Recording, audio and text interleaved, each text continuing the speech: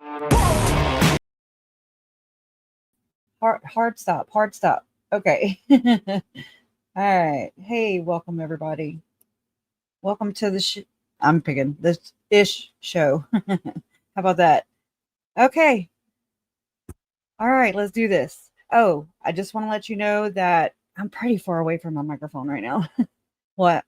I didn't want to let you know that, but I wanted to let you know that Larry's surgery went fine and he thanks everybody for the prayers. Mom's nursing him back to health and everything went well. So thank you for the prayers, well wishes, good thoughts. He really appreciates that. I took my computer and cleaned it with some air and y'all should have, I look like Charlie Chaplin or whatever. I just black stuff all over my face. I was like, what the hell? So hopefully my computer will run smoothly now. Less portal time, right? And I do have a special guest today. Her name is Jules from Allegedly Innocent. She is a fellow Louisianian, like yours truly. Okay. And I really appreciate her insight, especially in the true crime space, which again, I didn't go seeking out the true crime space. It sought out my family. So that's how I got here. But there's positives and negatives to this monster, to the nightmare. There you see the worst in humanity, but you also see the best in humanity, which gives you hope, right? So thank God for that. Thank God for the good people. Thank God for you good people. And thank God for Jules. Hey. Hi, how are you? Good. I, w- Okay. I, I was very happy when you came into my chat and invited me to come talk tonight. Girl, I was push mowing too. Not a self-propelled either. I was like, oh, I'd have to pull my phone out and then I'd be like, and then I'd go a little more. So I feel bad for how fragmented my sentences sounded. I was like, I hate the character count. I'm Yeah. like, oh my God. I Yeah, can't put somebody's name in there and it sucks. yeah, it It's real. does. Anyways, but I am too. I'm glad I did too. And you had a good angle for Dr. John, like the argument for just Yeah, his credentials, which I mean, it clarified a lot of things for me too. Not that it's any of my business, but you know what I'm saying? Like it's just, oh, okay. I didn't know. But that's really crappy what's going on. it Um, is. Yeah, it is. you can lose your Yeah, entire livelihood. I think that I'm always um, really, really skeptical, and I'm not choosing up sides. The video that I was doing, the topic that I was doing when you came in and started talking, was really just about education and putting out Mhm. factual information Yeah. about his education, his credentialing, Mhm. the fact that he is who he says he is, and he's a rock star in the world of Yeah. psychology. I learned that through And you. yeah, well, I mean, he really is and authentic. I mean, he is the one of the good guys. You And said something so like in the pot or in the little fish and the big fish. I don't know. You had some yeah, kind of I mean, analogy. we see all the time these situations where you have like a big fish in a little Mhm. pond, Yeah. right? Like one Yeah. that would come to mind for me is Barry Morphew. Barry was a really big fish in a teeny tiny little town, right? And unfortunately, he faltered horribly when it came to, really getting along in the world. He's very flawed. But for, realistically though, with the way that Dr. Matthias was presented by Christina, and I don't know Christina, but Me either. the way that he was presented, it was as if he was a total fraud, that he Right. was breaking the law by practicing psychology when he didn't have a psychology degree. Right. Um, and I was like, wait a minute, hold on. Not only is he an actual legitimate psychologist, absolutely he is, but he's also like most psychologists are down here and he's like up here. So he's I an was just thinking about the authority. celestial kingdom analogy. Like Oh, yeah. there's the lower level of heaven for Mormons, and it's the terrestrial, which is earthly right Yeah. now. And then there's the terrestrial, which is the middle heaven, and then there's celestial. And so Dr. John would be in the celestial heaven, but then not even that. He would probably be exalted and be in the celestial champagne room. And I'm not sure how he would feel about it now. I know, he's probably like, oh my God. No. But people get it. Yeah, no, but for conversation's sake and continuity of topic, right? No, he is legitimate. He's authentically competent. In fact, he's better than competent. He sets the standard and he trains a lot of other psychologists that have already graduated with their Doctor of Philosophy, Christina. So, I mean, I never looked at that far. So I was just like, okay, Yeah, she did. She really did. I wonder if people in her comments like enlightened her on that, or if she deleted them. There's people who delete comments. I don't know, but the proverbial followers or the tribe, the hive mind, if you will. No, I doubt. I think she's the kind of person, please everybody understand, I do not know her at all. I didn't know her until I watched Lauren's live and then I went in search of who she was, right? So please, I don't know her. I'm just operating off of initial, impressions. Do it. But initially, she seems like the kind of person that I would be afraid to cross. I think if you piss her off, I think there's hell to pay. So that's all I'll say.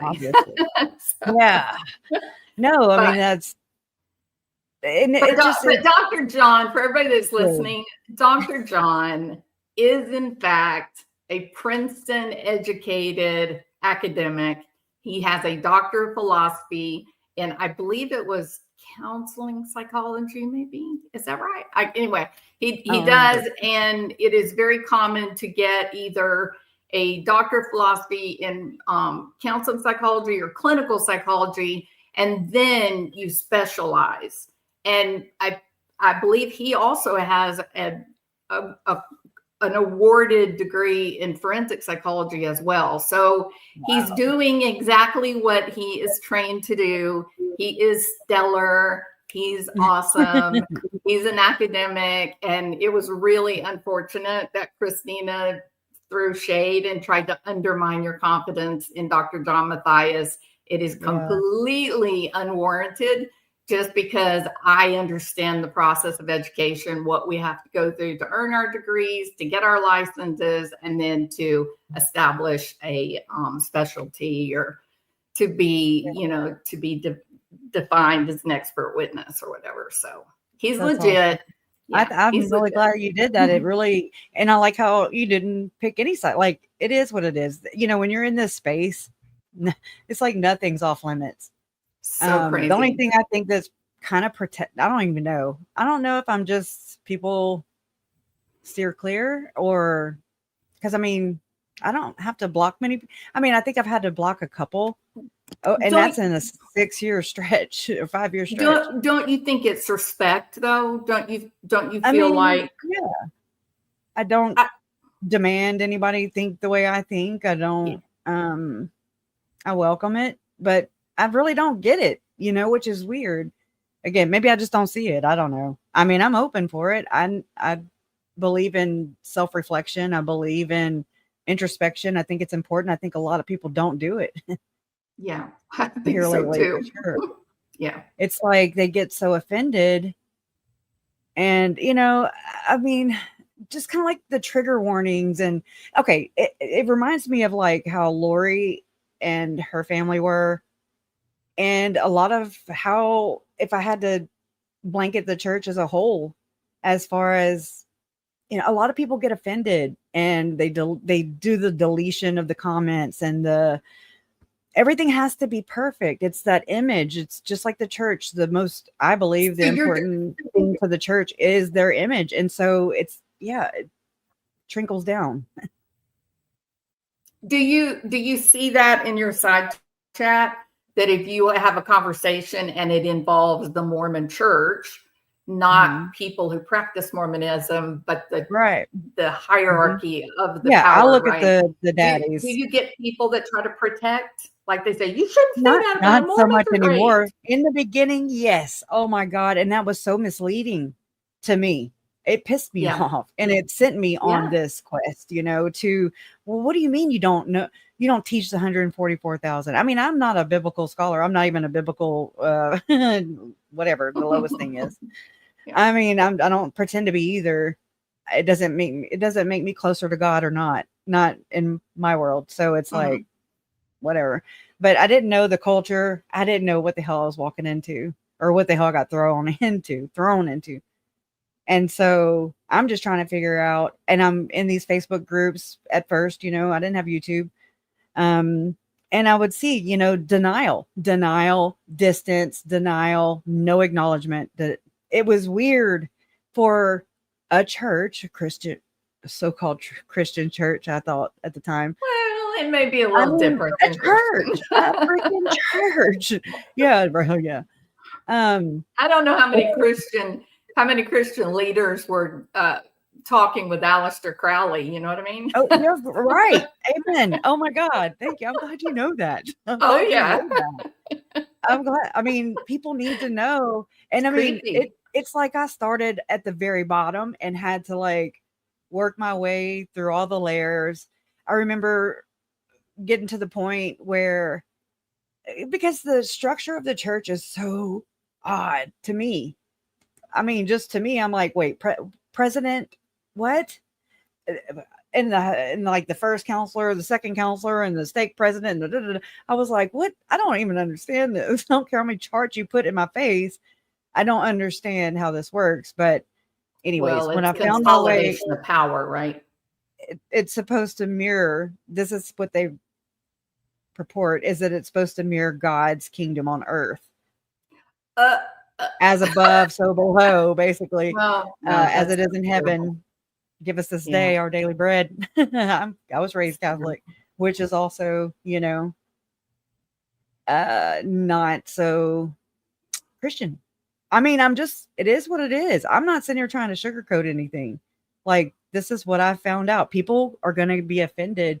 I'd rather them get offended than be lied to them or continue the lie. Or to be offended by information that is factually accurate. Like, go find it, It's sad, but it's true. And it sucks. Well, I think religions that weigh heavily on pomp and circumstance, they have routines that are built into the service, and throughout the week there's requirements about touching base with the church. Now wait, before everybody comes for me. They know. I'm not They'll agree with you. I am a Methodist, which is, No. I am, and we we worship the Holy Catholic Church, so I'm not a heathen. But I do think that the routines and the patterning, the formality of some of what happens, especially in the Methodist Church and the Catholic Church, and we know in the Mormon. I think Joseph Smith, his wife was Methodist. Yeah. Emma, I think. Yeah. And then the church was not, the Bible wasn't correct. So that narcissist had to go and correct that Bible. Don't you know? And he had to use the King James, the 16th century or 16th edition. I don't know. Don't quote me. Go do your own damn research. But it was like the same the same Bible that the Freemasons reference or something. I don't know. I don't know all the things because I'm not there, but and I'm just I think those routines and the decorum and the circumstance that they put out there, it is mind control. Now you could, people don't really like that term mind control, and it's actually pretty Dated. inaccurate. Yeah, well, it's a bit inaccurate for what, like if we were to go all the way back and talk about MK Ultra or the Artichoke or those programs that came before and after. The very first programs were done in fear, right? They were like, oh my God, Russia knows how to take our soldiers and mess with their minds. And allegedly, I think it's a whole lot of scapegoating, I really do. Okay. So I think that I believe in organized religion. I feel like I have to put up a disclaimer. I believe in organized religion, even as a psychologist, because I think that religion in our communities is a really healthy thing. It does a lot of really positive things for the community. Okay. Now, that being said, most people we run across are healthy, good, normal, decent people. And every now and then there's an outlier, someone who is suffering from a severe personality disorder or mental illness, or they're just criminally motivated, right? Yeah. So if I say something, or all of it, if I make a statement about church where it's gone off the rails, where it's not being healthy and being a place of, congregation and social support for the parishioners, then I'm not saying that all religion is bad. I readily own my religion, but there are in fact circumstances where either preachers may be a bit narcissistic or histrionic and they create problems. Toxicity. Reverend Jim Jones. Yes, toxicity. Yeah. So, but I do think essentially, I think religion has been an incredibly important component in the government of the world throughout history because of mass control. I think they needed a way to control people. I mean, it wasn't Constantinople. Isn't that why he called all the religions of the day together so that he could take certain edicts and stories from each Bible or religious text, and then they put it all together and said, this is the rule of the land. This is our Bible. Except for Enoch or Enoch or Except whatever. for Enoch. Yes. Damn it. So they have it in Africa. Thank God for Russell Crowe. Okay. Which is one of Tim Ballard's associates. If that's Is it really? Russell. Yeah. Is it really? Anybody famous, let go of them. Let them go. Oh, wow. You can be like Elsa, which is another programming tactic. Anyways. Yes. Yeah. No, Disney was one of the first friends with M. Russell Ballard. Walt Disney was one of the very first hired by the United States government to put out and control large groups of people through public communication. Walt Disney, people, our beloved. I just got back from like 2 weeks at Disney World. I'm a Disney girl. I'm like, we don't do none of that. But it is, they definitely were I think one of the biggest, most successful first campaigns they did was to buy war bonds. And they used Donald Duck to get people to buy war bonds. Yeah. I remember this now. We are all being controlled, folks. There's some Disney. Well, it's interesting because M. Russell Ballard, who he's deceased now, but he is basically behind Tim Ballard and him establishing the Operation Underground Railroad. He's behind him, and it just so happens there's this guy, and I don't really even know much about him. I need to look that up. His name is Art Linkletter. Oh, he used to do that show. Oh, I know Art Linkletter for sure. Yeah, this guy right here, he was BFFs with M. Russell Ballard, which M. Russell Ballard, he was actually one of Joseph's. Huh? That's so crazy. And if you can't make this shit up, you can't. I have traced it all the way to the top, and I'm like, oh, okay. There's nobody above them people. There's nobody above these people over here. I'm not talking about this guy. I'm talking about top. Carlos Slim. I'm talking the Rothschilds. Okay, that's who Oh, for funded. sure. Well, actually, let me make that accurate and say that it's Carlos Slim, and John Paul DeJoria. Yes, Paul I Mitchell. don't know. I don't know who that is. Paul Mitchell. He founded Paul Mitchell, co-founded. He did my hair. I mean, I use his shampoo. Yeah. Yeah, me too. Tonight. Is that so that's yeah, sincere. Wow. John Paul DeJoria. I mean, so did Glenn Beck, and so did Paul Hutchinson, which they're two Mormons, right? Glenn Beck, he's in this arena, this political arena, dirtying it up. Okay, it's disgusting what's going on, and I'm telling you, it's like this is the only way I can really sum up what I'm trying to say, is that basically my aunt's murders uncovered an ancient global conspiracy that's happening right here, right now. Like the actual things that she said to my uncle before murdering him was that she was a goddess, that she was a translated being to usher in the 144,000 for the second coming of Jesus Christ, which I've learned that phrase, ushering in for the second coming of Jesus Christ, is a dog whistle, and they're all using it. And what it really means, you have to invert everything. Okay, so if you invert that, it really means to usher in the new world order. So that is part of the story. So did Charles Manson, and he was under my control. I mean, he was up to here with the CIA. Yeah. You don't know where one began and one ended. I mean, basically, they found him. They found him in the prisons. He was part of the where they were trying to erase the mind and replace it with a different program, so to speak. And they found someone that had a very, very poor sense of self and identity because of childhood abuse and neglect. Right.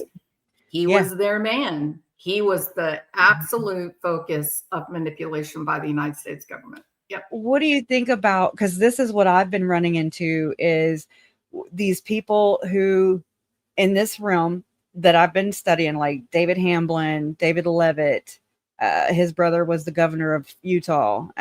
David Levitt was like looking for Nicholas Rossi, went to Scotland, who faked his death and everything. And then I'm like, it was weird because it was like, you're wanting to nail that guy. He's a fugitive and everything, just big fugitive. But he was also he grew up in the boys' homes and stuff. He claims he was abused.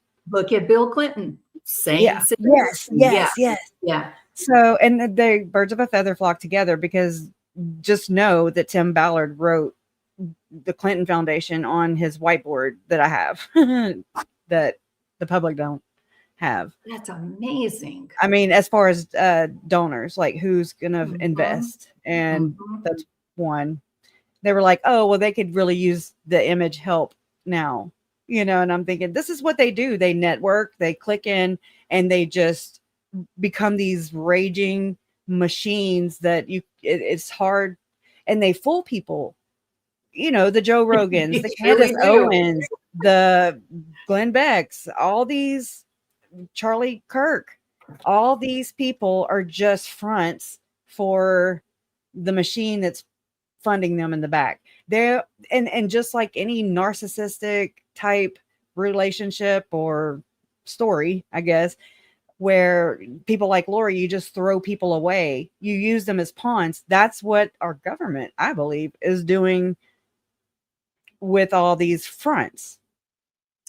These talking heads. And Tim Ballard's one of them. But he was being trained up by Thom Harrison to become the future prophet and of the church and the future president of the United States. I'm not like, isn't that a conflict of interest right there, right from jump? You can't be both. I'm just saying. Was he the Antichrist? Is he a core whore? I'm just asking. I mean, I don't know. I'm going to be honest. I have a hard time with the Tim Ballard accusations. It's bad. It's horrible. I have a hard time with that because I do think he did something really, really important. Oh, he claimed to do something really, really important. Something happened. There was some messaging, and it seemed like he helped uncover this. And my understanding is that they accused him of being abusive, maybe sexist.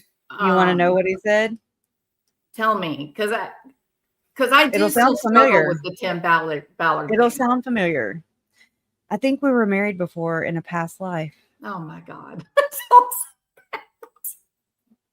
That's what he said to the women? Mm-hmm. Allegedly.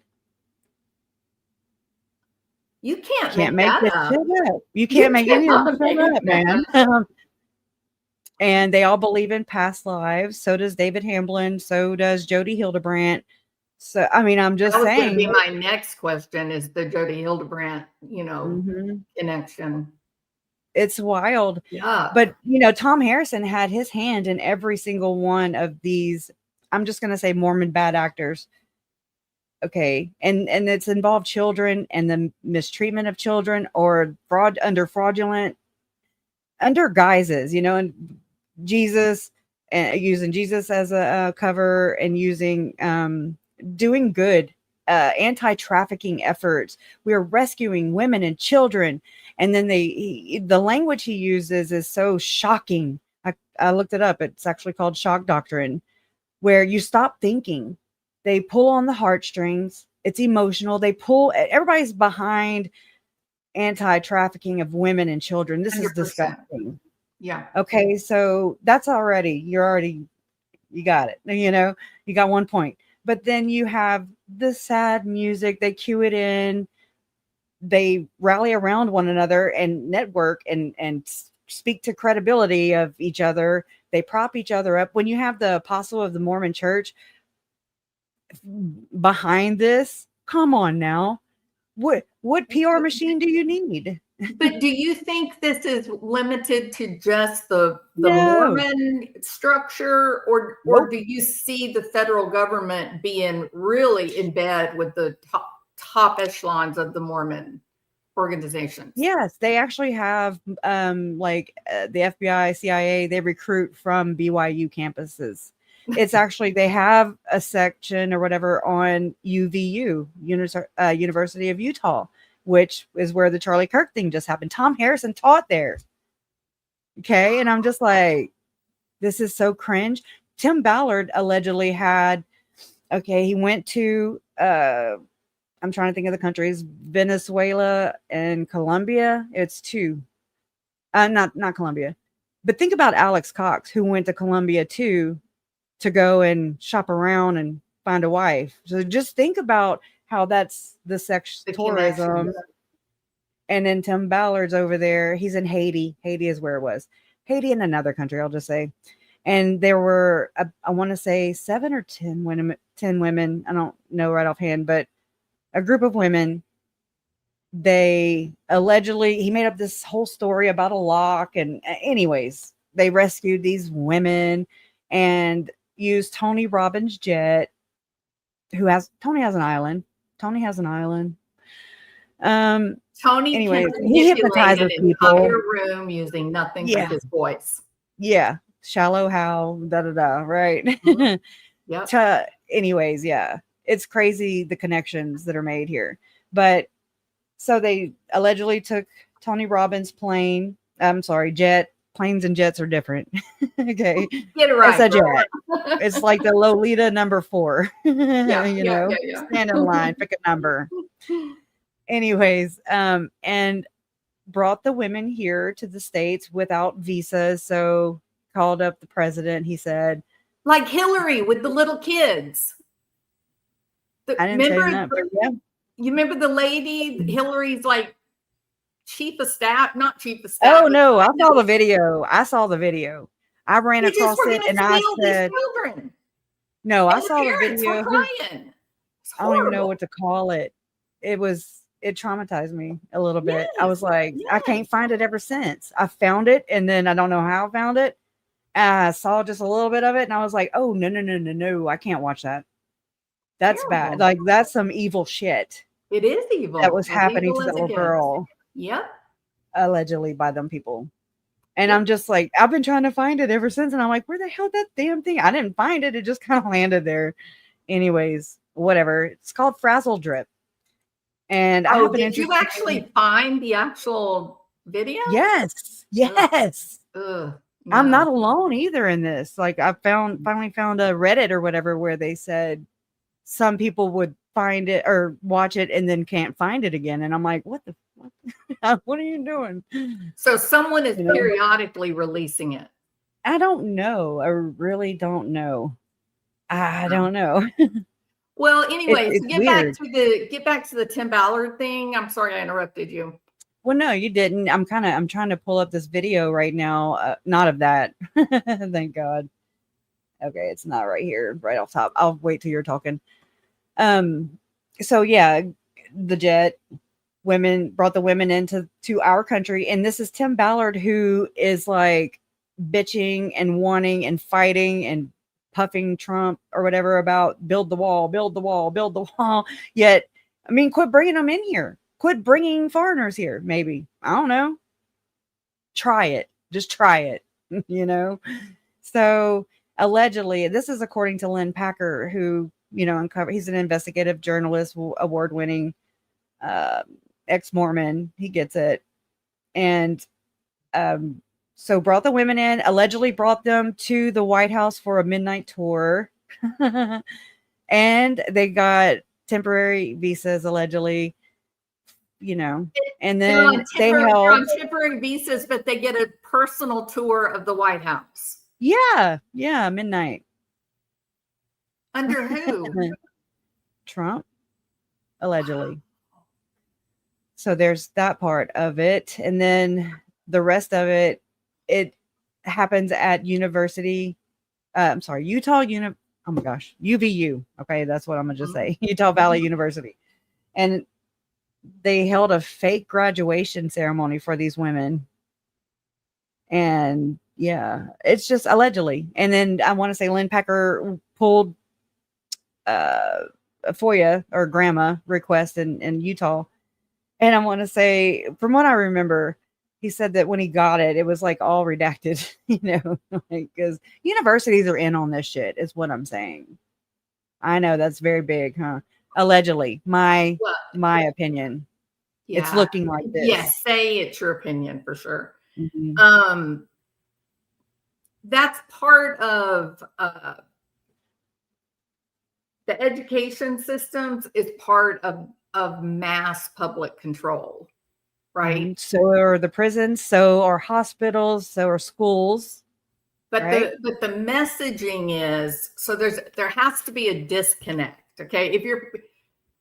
We're talking about programming people systems and program. Okay. Yeah. To believe something that they wouldn't typically believe. Right. Mm-hmm.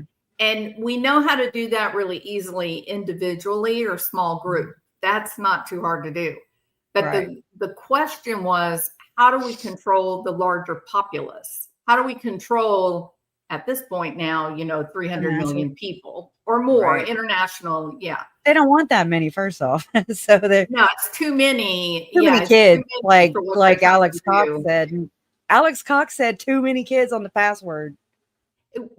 Which is really strange, isn't it? Because he didn't have any children. No. So why is that zeroing in on his mind? He was setting his sister's passwords are private. He was setting his sister's password. So that tells you right there, they talked. Very strange. They talked about that tells you. How would he know his sister has too many kids if she wasn't in his ear? Yeah. I just thought about that. Sorry, I didn't mean to cut you off. No, you didn't. No, he was a trip. I still say, in my opinion, Melanie is. Man, I don't know so how bad with Melanie. Something so bad with her.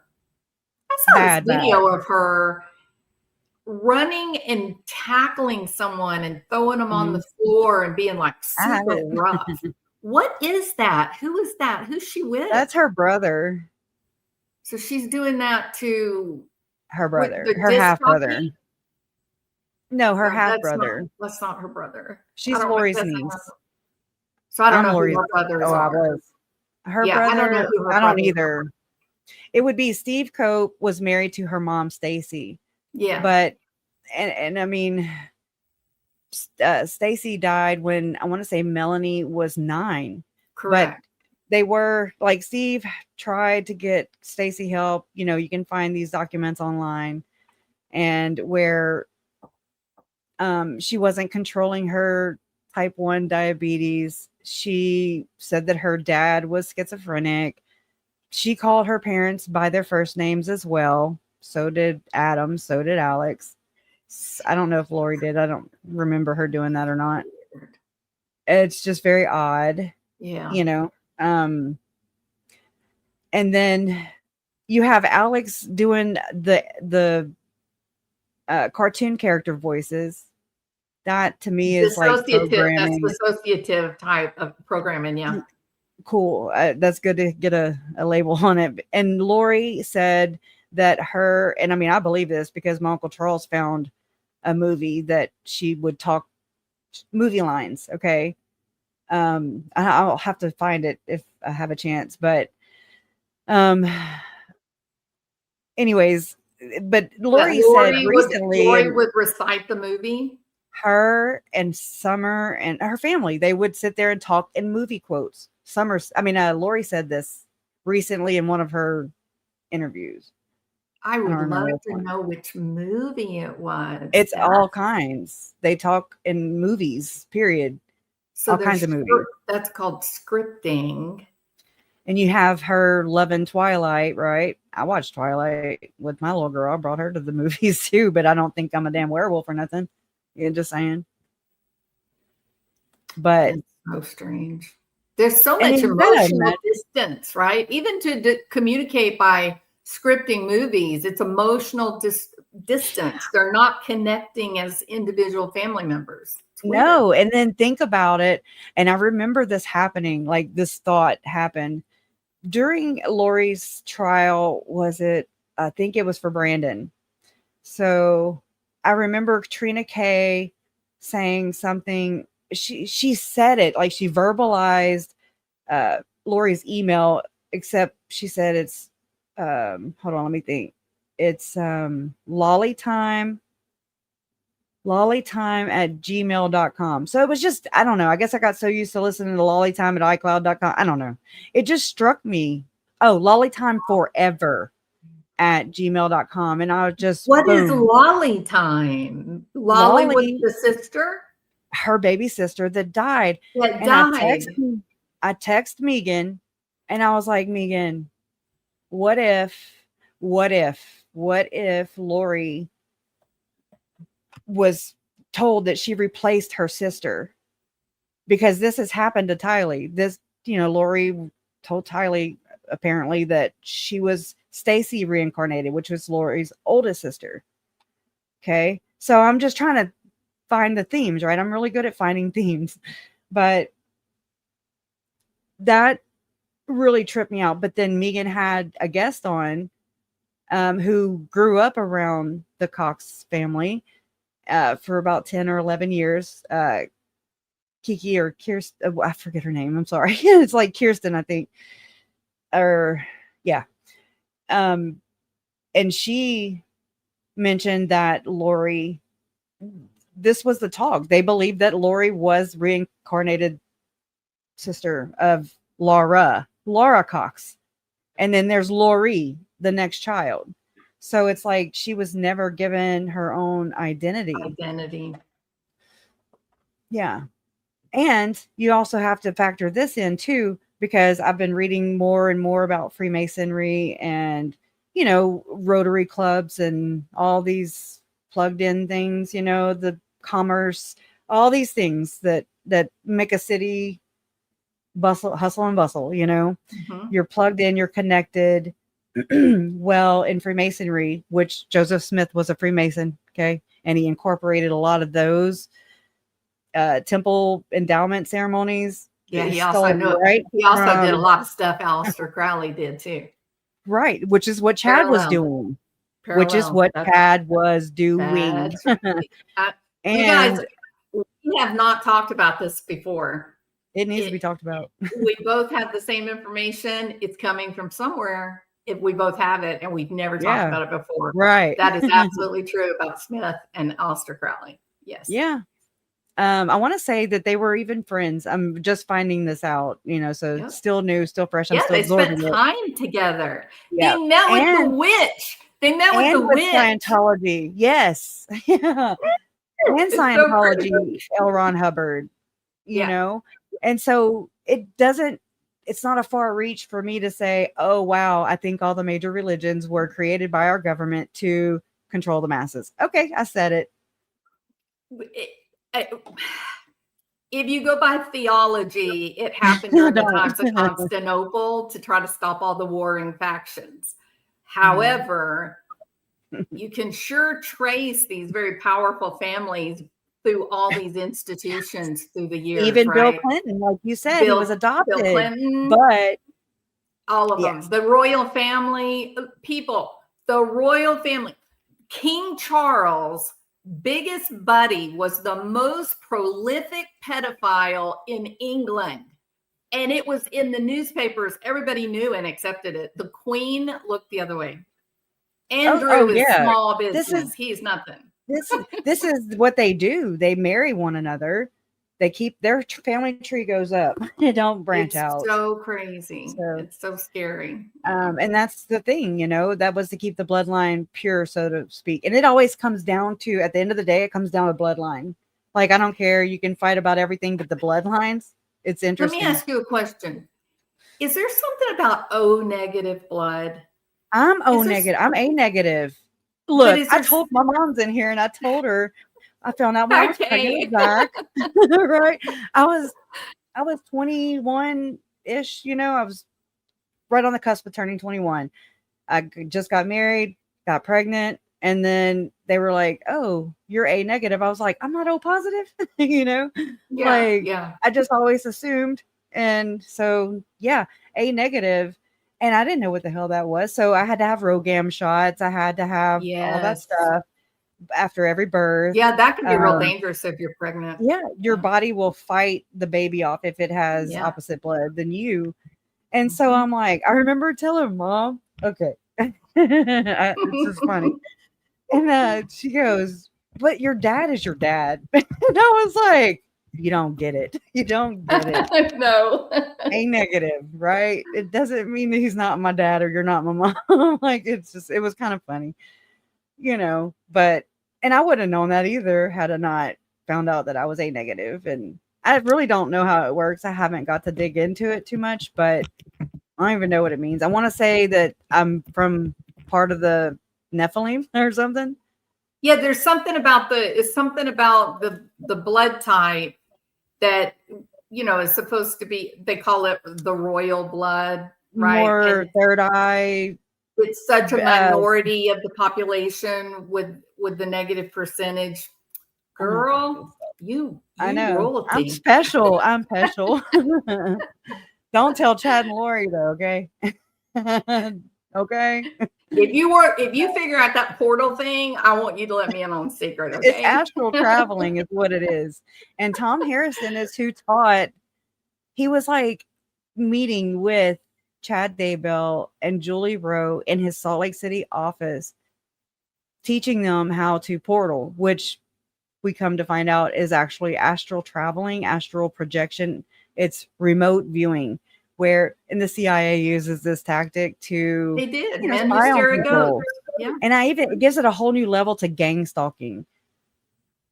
If you think about it. It does. Because you can be like, they can travel allegedly in their mind's eye, but anyways, and they can just be watching you. So I have a question. It made me think about ghosts way different too. So do you buy into the mystical, magical part of all this? Do you think I don't the third understand it. eye, you think that's a Oh, real thing? oh yeah. You know why? Because they get off on this shit. They get off on this. And I know just as a individual, a human, going through such a traumatic event like the death of my uncle, I mean, Yes. it just sent me reeling, and I was opened up. That's how I can see it now. It like opened me up spiritually, vulnerable. You become vulnerable, in a sense, but you also become very spiritually aware. Like, I felt my Uncle Charles trying to tell me, I just want to tell you my side of the story. Just my side of the story here. There's two sides of the story. And he was in a panic, and I was just like, oh my God, I'm Catholic. We're not supposed, you don't hear, you're not here, But it was palpable. Like it It wasn't was so, spooky or ghosty. It was like no, you no, recognized him. yes. And I mean, not visually, I didn't, and I mean, I don't know, that kind of goes into some other woo woo stuff, but like when my stepdad died, I saw his foot. He had drowned in the bathtub. When he had a seizure. He was bathing the dog. He had a Oh, I'm seizure, drowned. sorry. There was just a little bit of water at the bottom draining out the tub, but and I mean, that was horrible. But so then me and my husband at the time and my little boy, we moved in after my mom moved out. Okay. So this is after my stepdad died. And I went and made peace in that bathroom. I was like, look, dude, don't come visit me. Don't show yourself, because I will be there with you. Okay. All right. And I just kind of, I don't know, I say set some boundaries. Okay. Because I don't understand what I cannot see. So Sure. I try to be aware, like, I don't know. We don't know. None of us do. None of the people peddling the stuff, none of the people denying the stuff. Okay. Yeah. So But I'm I open. think most people, the individual people, the stories that I hear from lots of people, when we lose someone close to us, and it does seem Mhm. to be associated with a traumatic experience, like a Yeah. traumatic loss, I couldn't breathe. it almost feels like they revisit us, but we Yes. recognize. Oh, there you are. But we recognize it, right? We don't feel frightened by the No. experience, and I felt honored. I felt like, oh my God, how can I help? or even I just comforted, right? whatever. Right. Anything, because he was in a panic and I could feel, because I couldn't breathe. Mm. And so after a while of thinking about it, I was like, he got shot in the chest. Oh, wow. Traumatic, the trauma, you know? And I just wanted to understand. I wanted to help, and Mm. whatever, I can't, Yeah, did it? I don't know. I yeah, mean, I yeah. just kind of, I don't know why. It's really a weird phenomenon, that Well, I'm I glad don't though fit that you in. had the experience, because most people that do have it, they do get comfort from it. Yeah, And maybe it is a I do. window into what happens after we, pass. Yeah, Um, but as long as it's it's a interesting. comforting thing, that's a good thing. Well, I mean, it wasn't at first, because it was just it was confusion, and this was July 13th. He Oh, was murdered on July wow. 11th, and we found out on Yes. July 12th. Mom and Larry left on the 13th to go to Arizona to talk to the detective. And anyway, so that happened, and I was like, "Oh my God." So I was like flipping on like the Long Island Medium. I was like, "What do you do?" Like, I don't know what to Yeah. even do. Yeah. Anyway, I just was very blindly, fearlessly. I didn't care, like, whatever I got to do, wherever I got to look, wherever I got to go, whatever I have to deal with. Yeah, mom says he wasn't the first person she's seen. Well, I haven't seen them, but I know they're there. My mind's eye Yeah. knows they're there. To I feel don't it. know. Yeah. Yeah. Yeah, I don't know if that was like because of the rules I laid down prior. Hmm. Hmm. And anyways, boundaries. I don't know. I'm not here to try and peddle this like I'm the know all be all, but yeah. And JJ also came to me too, which was terrifying. I was What in was my that like? shop. I was in my shop. Are you diagnosing me? I'm kidding. No, not at all. Not even the No, I slightest don't feel bit. like No, that. just interested. Yeah. I'm messing with you. So I was outside of my shop, and I don't even really remember when this was. I should have wrote things down like this, but I didn't. Oh, and it is, yeah, that's my stepdad. She just said it's his birthday. He died on today. Okay. No, today was his birthday. And then he died November 12th. Yeah. And then I had my son January 1st. And he told me before, I know I'm switching stories right now, but with Roby, he he got he had a serious head trauma. Mhm. Okay. And so he like became like a child again. Yeah. And, so my mom worked, took care of him, took, his medicines. When he died, we actually found stashes of mozzarella cheese sticks that you keep in the refrigerator. You're supposed Yeah. to. Yeah. Yeah. And BC powders, like just those two things together, just kind of around. Anyways, he was in pain a lot, and Yeah. he already had a seizure disorder, but, um, yeah. I'm sorry. We're just kinda That's going back okay. through. No, thank you for sharing that. I appreciate Yeah, that. oh, he kept telling me too. He kept saying that I was gonna have like, I was told by the doctor, my doctor, that I was gonna have a girl. I was gonna name her Oh, Reagan Page, okay? It was picked out. Dresses were bought. We had a girl baby shower, da da da da da. And it was like, let's see, a month and a half after he died,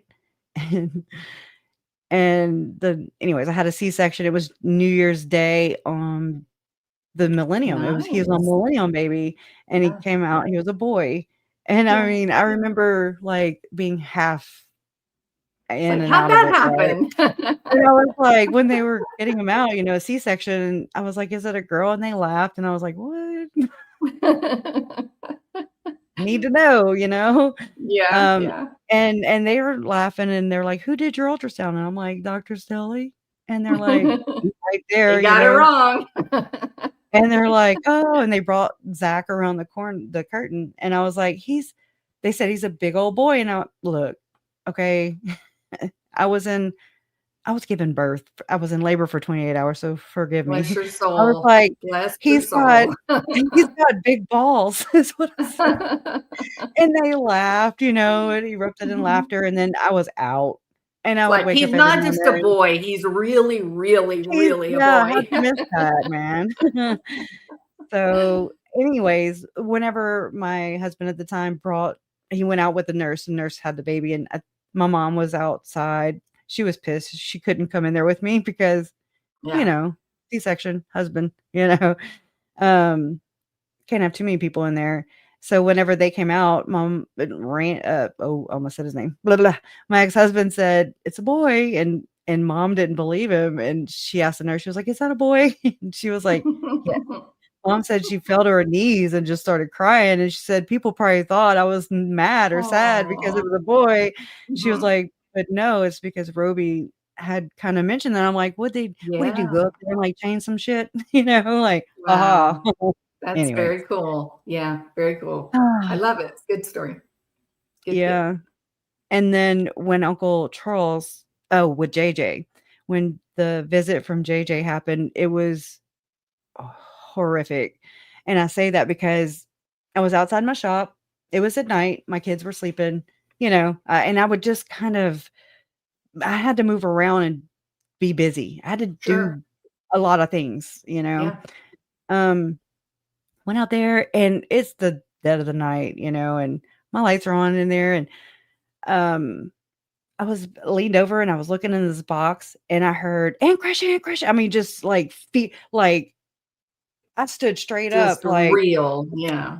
it was so real, it was so crazy real, and he didn't even say Aunt Crusha, first off, in real life, he just called me Crusha, so Mhm. there's Mhm. that, but he was like, it was a panic, and anyways, it's like all happened so fast, and I stood straight up, and I could feel, how, I mean, he was, 7, and you can about the height of a seven-year-old, he was a big 7 too, tall 7.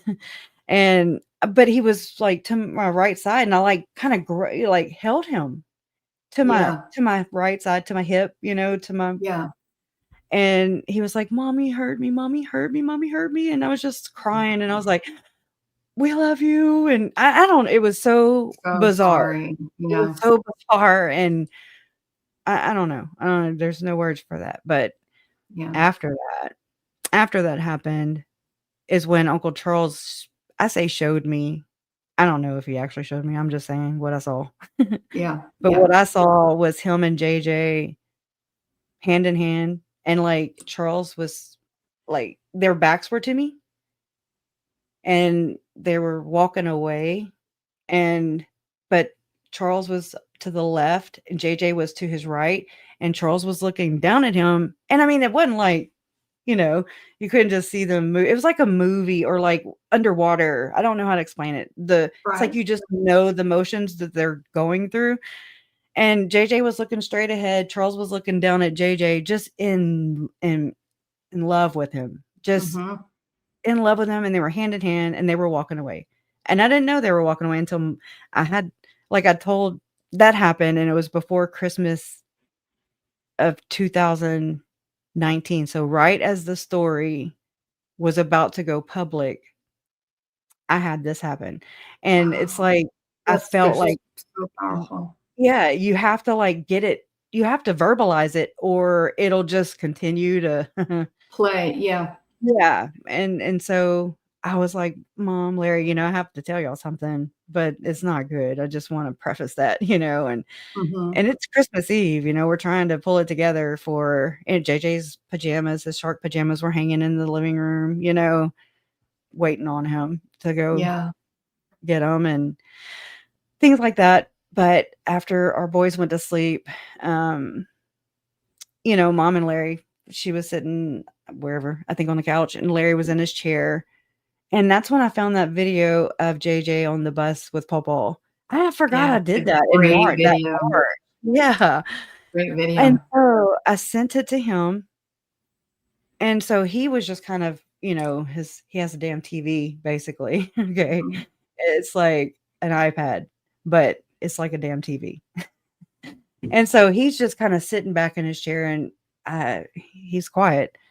And I was like, "Can I tell y'all now?" It's not like I wanna tell you, I just need to tell you, and Yeah. so I told them what I saw, and I just Mom leaned back and she was just like, "W was it a peace were they walking away? Was it a peaceful feeling?" And I had to think, and I was like, "No, they were walking away," and she's like, "I'm just glad they found each other."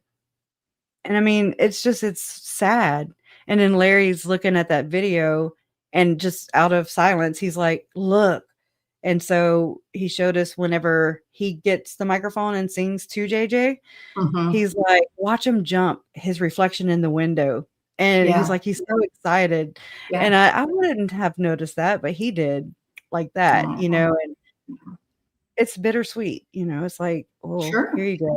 And we didn't know. You definitely don't lose hope.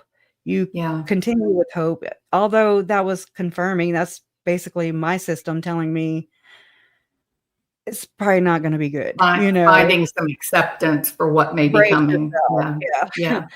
Yeah. Um, yes, And but us but I do think, like you said, the fact that they found each other, the mhm, fact that when the last time you see them, they're together. mhm, well, That yeah, is that's affirming, right? That's but you don't wanna believe life it at that life time. after death. But for what you Right. guys were experiencing at the time, no, it wasn't satisfying because you didn't know No, anything. no, we want evidence. You can't Exactly. convict on, I had a vision, and I felt kookier because of Chad and Julie and Kool-Aid and the gang, right? And they're all visionary, da da da, near death experience, talk to Jesus, allegedly, all that stuff, and I'm just like, I sound just like them. Oh my god. Oh my No, you do god. not. I was so Categorically, you do embarrassed. not. I was like, "I'm not sharing this with nobody," you know? Just you're not sitting in your closet, right? Tell us you're not sitting in your closet portaling. Well, before I no, I'm picking. Not today. Got to No. swear off the portaling, okay? Yeah. I'm not channeling my inner Julie Rowe or nothing, so we're Yeah, good. right. But Oh my that God. was one of the first conversations that you and I had about this whole mess. Mess meaning Chad Oh, yeah. Daybell, and It's a myth. he's so nerdy and he's so gooky. You know, he's just He is bleh. disgusting. Yeah, he's just And I feel in bad saying that because today is also the anniversary that Tammy died. today is. October 19th, right? Oh, I don't know. I Yeah. didn't Yeah, focus because like on on the 9th they wow. shot at her, on the 19th she died. Terrible, Yeah. just terrible. And the I fact that Lori sat in court and said, I talked to Tammy. She comes to visit me. I'm just like, It makes me wonder, was she remote viewing her? I don't know. They're weird. There's some weird shit going on. But I no, told you about this. I think Lori is You a saw this. raging ask your bishop if the second anointing is. I didn't make it. Them crazy ex-Mormons did, though. I don't love them. They are I do. some I love them. crazy ex-Mormons. That's good. Yeah, I ask like your it. bishop. There's your calling an election made sure, guaranteed. And it's got an asterisk by it. I just noticed Oh, that. God. Calling Anyways, an election made sure. so I'm making fun of it, but it's not. But this is what's happening. That's what's I don't happening. know. There's No, so this many. is what's happening. You know, one of the things that we said was there's just no way that Goober Gourd Chad Mhm. and Tweedledee, whatever. yeah, Twiddledee, Laura Whore. Lore whore's great word. Yeah. There's no way that they knew this information, that they could do the things that they were doing, that they knew this messaging on their own. It just No. isn't, it just can't be. And same thing with that nut Julie Rowe. I Yeah, still get Julie her Rowe. emails. Boy, she has been tearing it up on Patreon. Nutty, just crazy Mhm. stuff. There is I believe, it's my opinion, that there is a wider network. There are people more powerful than even the prophet Chad. Or the They prophet are of the being church. controlled. They're being controlled, right? There's somebody that empowered them for all that nonsense. I suspect that with a lot of evidence that I've been collecting over the past 7 years or almost 7 years. There's a lot of evidence pointing towards, yes, it's a It's mind gotta be. control. It's another op. I think it's Yeah. happened in a lot of different places. Yeah. Look at that John Forsyth fella. Yeah, I remember His that. family, his family is right up there, is right there near Chad and all. Yeah, same kind of crap. Wait, are you There's talking about the doctor, the right? doctor that Yeah. That was in Missouri, killed actually. himself but didn't kill himself. That You was know, Missouri, and if you think Yeah. about it, they sure do have a lot of weird stuff going on over there because FLDS compound. Yes, Oh, I didn't know absolutely. that. Mhm. I Yep. Oh, wow. Texas and Missouri. Yep. Oh, So Lord. there's a lot of weird, very, very strange. What about the dentist that killed his wife? He walked right in that hospital and injected cyanide, I think. Oh man, just walked right in and did it. Same kind of thing. Oh, she's such a great girl. She's just gonna love heaven, and I'm gonna be And then right he's here got sugar with babies, my girlfriend. Yeah, Yeah, he's got the little sugar babies, and weird. he acted exalted too, if Yes, you he ask did. me. He did. Um, Yep. and there's so many of these people connected to the Charlie Kirk thing. Tim Ballard was a speaker for TPA USA. So you brought up Candace Owens a while ago, and I thought it was incredibly interesting with her that she took on Macron. Who's that? That she even went into Brigitte and talked about that Brigitte was actually a child that grew up in the same village that Emmanuel grew up in, and that the whole town is like devil worshippers. And that's how that they ended up. You haven't seen it?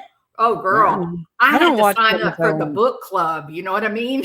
Oh, I would not watch her because she actually platformed Tim Ballard. And I was like, yeah, no, I'm good. I know birds of a feather flock together. And that's what they do. They pump each other up. And when she did the whole stuff on Macron and his wife, I kept thinking, what do you know, girl? Because nobody would come out publicly and say these things unless they had kissed the ring. You know what I mean? Oh, or That's how yes. you get killed, is by talking about world leaders like that. Yeah, and it's amazing how they can grow their platforms ginormous. Okay, I'm talking like tens of thousands of people Yep. on their live streams. It's Yep. sending them super chats, okay? And it's just like, what? They're okay, but I say murder, and they're like, "Oh, no, you're gonna be in the gutter for a little while, girl. Yeah. You better change your language, because we're socially scoring your credit. This is Scary, your isn't street it? cred. This is your It's social really, cred." it's It made really, me realize that. Yeah, yeah, it's because really I was scary. like, okay, so if I conform and don't say rape, pedophile, because that's all what y'all do, right? Right? Us Don't versus say them. it. Crash up. I did. I'm gonna say murder because that's what I the hell say it it says all the in the time. damn legal system. I'm like, say unaliving. I dare you to say unaliving. It feels silly, doesn't it? It feels It's silly to go, oh, well, stupid. they were unalive. No, they weren't. They were murdered. It was It's terrible. Say heavy, the word. right? It pisses me off. Look, I remember when Uncle Charles was when I first found out. And, I mean, I just had a moment where I was laying in bed and just kinda looking at the wall, and I was just like, "Murder, murder." It's so heavy. It's so, It's got an impact. It's so bad. It's a heavy word. It carries a lot of weight, and it and it does. had to be just so surreal for you, right? I mean, I know that there was grief. I know that you were deeply, deeply sad. But then that second part of, and It's the my drive. family, yeah, Lori Yeah. did this. Like it I wanna get to the that bottom had of to have it. just been so hard. So hard. Yeah. But I mean, I kind of buried myself in research. I dug. It's like if you could visualize it, it's like I had a blindfold on and I was just like, all right, head first, like, where are we going? I looked in satanic, things, worship rooms and like subreddit. I'm like, what are y'all doing in here? Anything sound There are familiar? places on No, subreddits not to I'm just look. saying. Look, one day I was like, "Oh, yeah, I haven't looked on the dark web yet." And so I go to Google and Jason's like, "Stop." Girl, yeah, you're braver than And I I was am. like, I didn't know. It's just that's what I'm saying. It's like everything went to the side and I've just been tunnel visioned So and not worried. as you immersed yourself in all of this, first just Mormon theology and Yeah, history, and then later, sure. the more pertinent stuff, Mhm. um, did you find that the knowledge, did it give you a sense of control that you were Yes. maybe missing out on? Yep. Yeah, Oh, God, yes. I good. mean, I never was like, "Oh, let me find out where this goes, and it'll lead me to the New World Order conspiracy thing," like, "Oh, yeah, Yeah. that's exactly where I'm setting to go." I stumbled upon it, and I was like, "Oh, shit. This is what they're So doing." weird, isn't it? It's so weird when it And happens. yeah, because my Uncle Ed on the other side of my family, he would, talk to me. I worked at my grandmother's store, and I would close, and he would come close at night anyways. And so he would talk about, like, the 144,000 rapture, and I'd be like, "Uncle Ed, you scaring me, stop," like, it That's was some just dark really stuff, dude. it is. But I guess I remember enough of it to where it was very reminiscent of, like, what Lori and Chad, Glenn Beck, Tim Ballard, all these people are, Julie Rowe, they're all accelerationalists. They are What selling the doom and the gloom. They are selling the fear. The So they're trying to make the They're trying to end. bring it on. Oh, They're trying to everybody like Lori even said recently, you have to separate the wheat from the tares. That is I mean, I know that means, the zombies from the not zombies. That means the bloodlines. That means my family was rated on this stuff. Okay? So that pissed me off. It don't piss a lot of people off. I don't know if they thought about it, they really. probably really hadn't thought it as deeply as it doesn't have as When much meaning too, because you've got that you personal link to this Yeah, insanity, right? that pisses me off. I'm like, "No, Ish, you like, they came in."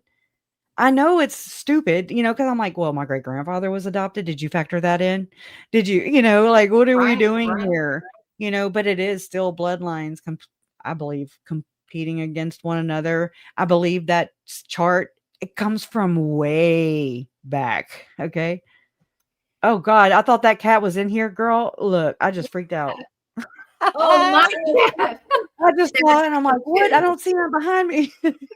That's Peaches. Peaches is such a sweet, precious looking little creature. And I'll have you know, inside of her beats the heart of a lion, and she will rip your arm off. Look, I mean, she is half mean. my body just went numb. I did get a little scared. No, you didn't do it. So this is a window.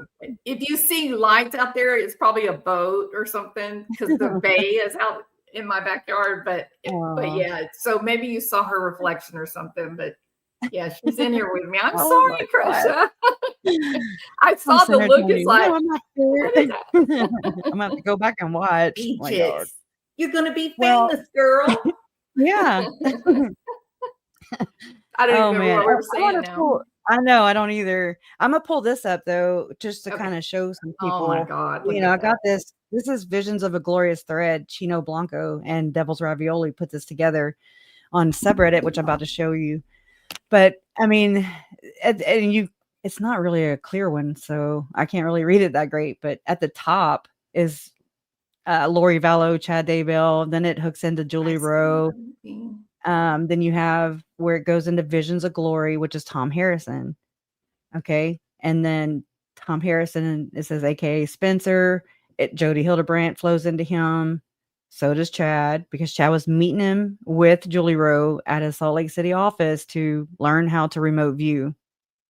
Okay. Have you connected Jodi Hildebrandt with Chad? No. Okay. Not yet. I always say not yet because it's just a matter of time. Yeah. It's these families, and it's also another interesting layer to this is the fact that they all are tied to mortuaries or funeral homes, services, crematoriums, grave digging. Jack Daybell allegedly was a grave digger too. What about twins? They have twins in their families? I don't think so. Don't know. I mean, not an immediate family. No. I always wonder that. How do you have two psychopaths, kid murderers in one family? Tell me about that. I mean, they were ride and die for a long time. They were together, right? Yeah. Like even in high school, weird kind of stuff. Yeah. I've read, there was an excerpt from John Glatt or whatever is the guy that wrote a book about Lori. Yeah. And he included a story about high school thing where one of the students was murdered. And I want to say, I'm gonna have to find it. I'm not good at like remembering or quoting things. So, and it's getting crappier. Find that. That's interesting. I will. If you'll talk to me about Lori and Alex, I'll use the time to go and find that. Yeah. Because it's fascinating, if true. Well, so there, was it Alex's girlfriend, or maybe he had a wife? He had a wife, didn't he? He had a first wife. Yeah, Debbie. She was talking about how she got uncomfortable because their relationship was too close, that Lori would like jump up and wrap her legs around him, or he would do simulated sex acts. They would make the noises. Like creepy, strange, weird things. And people kind of made that connection and said, oh, I bet they're doing it, right? Incest, right. Yeah, I don't, that's not what I think was happening. I think it's just the violation of boundaries. And the violation of boundaries, that you see, that's really common with dissociation. And sexualizing siblings, right? I've heard that in many other of these generational abuse cases. Absolutely. And what the effect from that, the way that it impacts things like on a day-to-day basis is that there's never a real relationship that's formed. There's never true connection. Everything is surface. So there people, even though you may have like 5 family members together, and they're not really leaning on each other. Yeah, they're not helping each other. They're not worried about each other. They're separate. They just put the image off as they are, right? It's all surface appearances. It's projecting an appearance that is not real. Is not real. God. Wow. It's a delusion.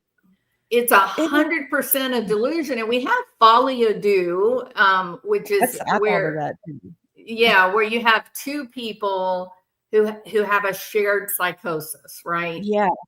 And then it grows. One of them believes something, and then the other one says, yeah, I think you're right. And then they're both acting to something extraordinary that is not possibly real, but they both really believe that it is, and they're acting as if it is. I do think that was happening with Lori. I think that the way that she was raised and the messaging by her dad, which was, oh, you're so special, you're destined for greatness, you know all the scriptures. She called him a spiritual giant. That's what he chose to say in his Netflix interview. Crazy. Dad, you're a spiritual giant. And I'm like, wow. Yeah. No. It's just part of her narcissistic view of self. I'm special. I'm meant to do something great. She never accomplished anything. I mean, she really wasn't great. It's so interesting. Right. It's so interesting that both she and Donna Adelson both ended up on a game show, right? Like they were so famous. And Sarah Boone. Yeah, Sarah Boone's the other one. Yes. What's going on here? So that's that whole narcissistic problem that, they feel like they're destined to greatness, but they don't have any real accomplishment. They're not really striving or working towards anything. They just feel like I'm better than others and, just waiting. And I think that with Chad, is Chad a liar, a charlatan, or is Chad mentally ill? I think he's practicing black magic, just like he was raised to do, and that's why it's not wrong to him. So who raised him to do it? You think he learned it all in the church or his family? He was in Boy Scouts, and his dad was I forget what you call it, high priest. There you go. It don't sound good if you invert that, Yeah. I mean, and this goes back generations, okay? And apparently, and it was even said, I don't know, I wasn't there, but it was said that Barry, Janice, Summer, and Melanie Boudreaux Pulaski, they all went with Lori to St. George, to some preparing a people thing. I don't know where it was. I wasn't there, but it was just rumored that Barry gave Chad his blessing. And I'm like, you can't say those words around here because that's weird shit. Yeah. That was the one thing I told Mom. I was like, please don't let nobody do any blessings for the kids. No way. No, she was like, I didn't even think about that. And she was like, it's not. And I'm like, thank you, Jesus. That's why we're here. You listen to that recording of Chad when he's doing the blessing with Alex. Yeah, he's detached, right? He's not connected. He's his brain, he's somewhere else. It's like he's chanting, like he's like a seance, like a talking in tongue ish for a Mormon, I guess. Yeah, I'm still. And it sounds like he's overcome with emotion, and I don't think I'm going to say anything other than that, but I will when we're talking. Go ahead. You're safe here. I can't say it public. No, but but I'll tell you when we're. And whenever you tell so, do you know what I'm talking about? It sounds eschewal, or Yeah. Yes. Like there's a climax. Inverted. Yeah. And I'm just like, okay, this is too weird for me, and I'm a psychologist. I'll take a hard pass. Right. Oh my gosh. That sounds right. Yeah, so I think the two of them, both, he's probably dependent personality. Okay, I'm not diagnosing anyone. She's not. Everybody stay calm. Don't get You can't upset. diagnose I anybody on can't YouTube diagnose anyway. without doing an evaluation. And, I'm only talking about what might explain what happened. That's all. I'm just theorizing here. Okay. I think that he's probably, or he may be dependent personality disorder, like really seriously dependent. And I think that Lori is just might be eaten up with narcissism. And I think that those two personality disorders together, they usually end up being a story on the 5 o'clock news. So it's normally a disaster when the narcissist and the codependent person, when they get together, it usually does end in a terrific, terrible disaster. So it's hard to know. You can see that Lori probably sat there the first time that she was in a room with Chad and watched him talking and looked around at all the people that were listening. And she was probably like, wow, look at them. They can't tear their eyes off of him. They all love him. That's my play. My greatness is going to come through him, aligning with him. And of course, we know, the storm that overtook the Chadster. But right? If you think about the way they talk about storm in politics, I'm learning. It means NWO. This is NWO programming too. That's right. This is Frozen programming, because Let It Go. I mean, Let It Go was something, and Frozen. I heard Frozen more times than I cared to. You had Emma looking just like Elsa. Wasn't that something? Yeah. So yeah, I do think that once they were together, man, Lori was driving that shit show. Excuse my language. I'm sorry. No, it was, and I can see that too. And she really sought confirmation from him. She sought validation. She is not confident. When she was in jail, she was like, I need you to tell me that all the time, every day. And I'm just like, girl, you can't be like that. I mean, it's sick and diluted. But I'm also learning through these generational families abuse cases, these SRA, satanic ritual abuse, it's really not. It's ritual abuse. It's really egregious, heinous, to the brink of making a Tylee and a JJ. Okay. That's what was happening with Jodi and Ruby. That's what was going to happen. Systematic abuse. Yes. They were, when in the case of Jodi Hildebrandt, it's my opinion. People, please don't get mad at me. What's her opinion, y'all? It's my opinion that with Jodi Hildebrandt, she was doing MK Ultra with the children and with Ruby. Absolutely. And I was going to say, with David Hamblin, okay, I know people are like, who? And I mean, I didn't want to go look at all these other cases. It sucks. Okay. It is terrible. And especially the Hamblin case. It is so bad. It's so bad. It's bad. But the 3 daughters, they lay it out. They didn't even write their reports in the same room, and they all align perfectly. Yep. And there's 144 people, upper class. And, I mean, the little bit comes out here and there, like President Nelson, the one that just passed away, the prophet of the Mormon church that passed away. He was in the Skull and Bones, like what George Bush and no Carrier way. No way. Is that was true? Russell Ballard. So was M. Russell Ballard. Yes. They made I knew Ballard was, but I did not know. They made a faction, or I don't know what it's called, a chapter from Yale chapter. It started there and it went to UVU. So that's there too. You can just say that's there too. And he was a Skull and Bone. He wrote it in his autobiography or whatever it's called, the Heart to Heart. He was a heart surgeon who did the first implant for heart valve from a pig. Yes. You want to talk about transhumanism? I mean, these People were people. horrified when that happened.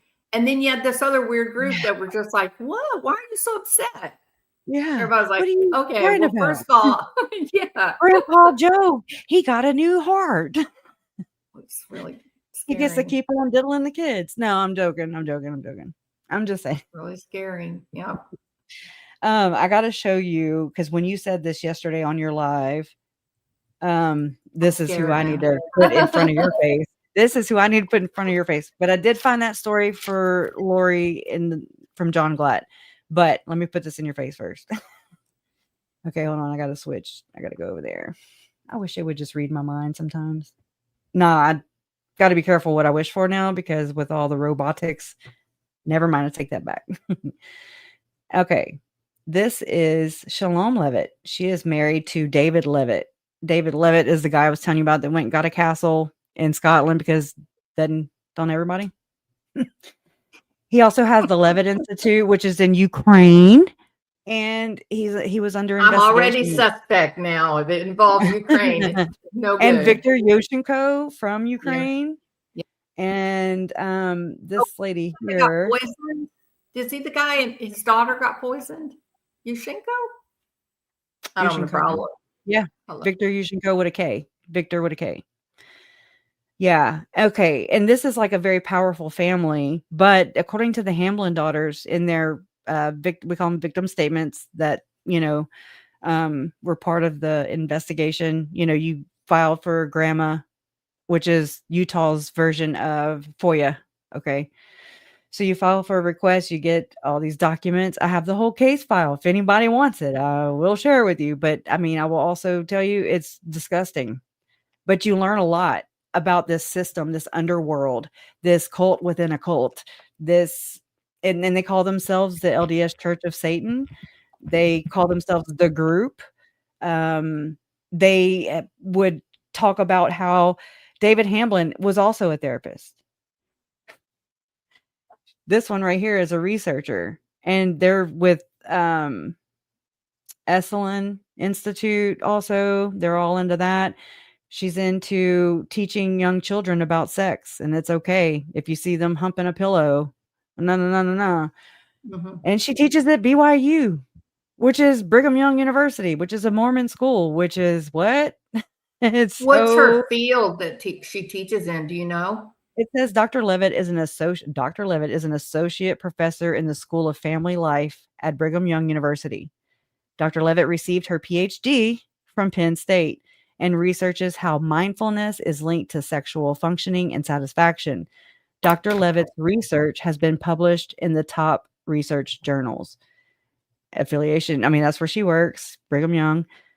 Whenever David Levitt went on Dan Abrams' show back when he was looking for Rossi, he was like asking him about him being a cannibal. How many people how many times have you been asked if you were a cannibal? All the time. No, never. Right? I mean, like every other damn day. Wow. Oh my God.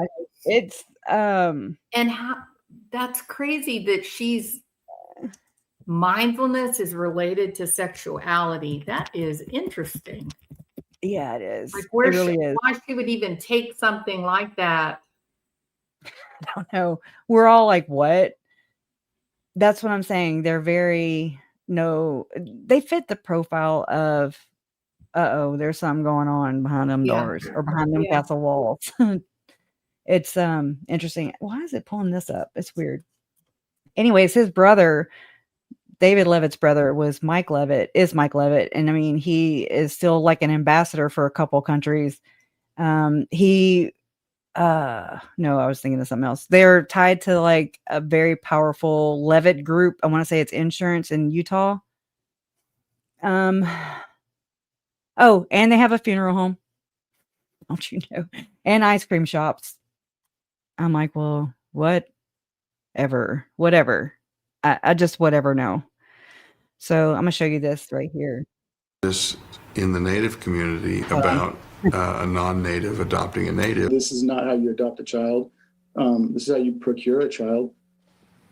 The Fox 13 News investigative team has obtained video of Utah County Attorney David Levitt talking about how he adopted a Native American child. The video shows Levitt explaining how he tried to broker a deal with a tribe in Montana, offering them the ability to export buffalo meat to Ukraine as part of a request he made at the same time to adopt the child. Fox 13 News investigative reporter Adam Herbets found out why the statements made in this video are part of a long-standing criminal investigation.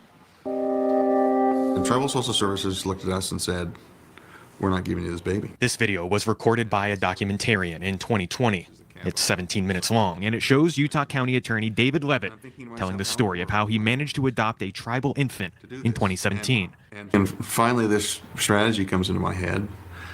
And if you got 5 minutes, I'll tell you the story. As he describes it, his strategy meant hopping on a plane to Montana, then walking onto the reservation unscheduled to meet with the president of the Northern Cheyenne tribe. I said, I'm here for 2 reasons. I said, I'm here to tell you the second reason first, but I'll tell you the first reason second. And I said, but before I tell you the second reason, I will tell you a story.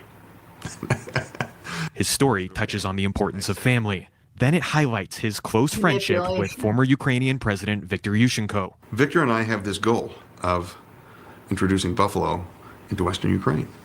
Oh. And you're a sovereign nation, and you have a buffalo herd, and Ukraine is a sovereign nation, and it doesn't have a buffalo herd, but it wants one. And so I'm here to try and see if we can form a bilateral agreement between the people of the Northern Cheyenne.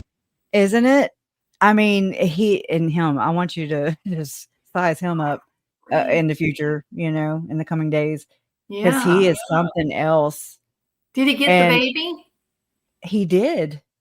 And he was a prosecutor for Utah County, and a lot of he dismantled the what's it called? The women, basically a ritual abuse task force, basically in Utah, where it's so prevalent. That is the state everybody will find themselves looking at. Yeah. For their following, if they're researching this stuff, you will land there. And you'll be like, a lot of people will be mixed up because of the Mormon stuff, okay? And want to put them in the same camp as FLDS, okay? No, they're mainstream Brigham Young. They're Brighamites, okay? Mm-hmm. Which is the mainstream church, which is weird. I'm just saying It's very misleading to people like me who are researching this stuff. And then I'm like, well, the RLDS, which is the original church, that broke off, and Brighamite Church, the mainstream one we know today that exists in Utah over there too. The Reorganized Church of Jesus Christ of Latter-day Saints looks the most similar to Christianity to me. Just looking at it, and I mean, not going doctrine for doctrine. I'm not sitting there doing that, but their way of going about things, the way they believe is not. It's you recognize them, Mormon light. It's like Mormon light, I guess. But how do you recognize that? They're not doing Mormon light coming out of the tabernacle, right? No, it's just in their belief system. The things that they believe. They're not as radical. They're not as the culture, I would say, is not as toxic. In my opinion, that's just me kind of just sizing it up. And appearance, like Martian says here, it's like the FLDS. You can tell an FLDS, but what do you do? When my family's case became public and hit the public, everybody, everybody's here because of that, basically. Mm-hmm.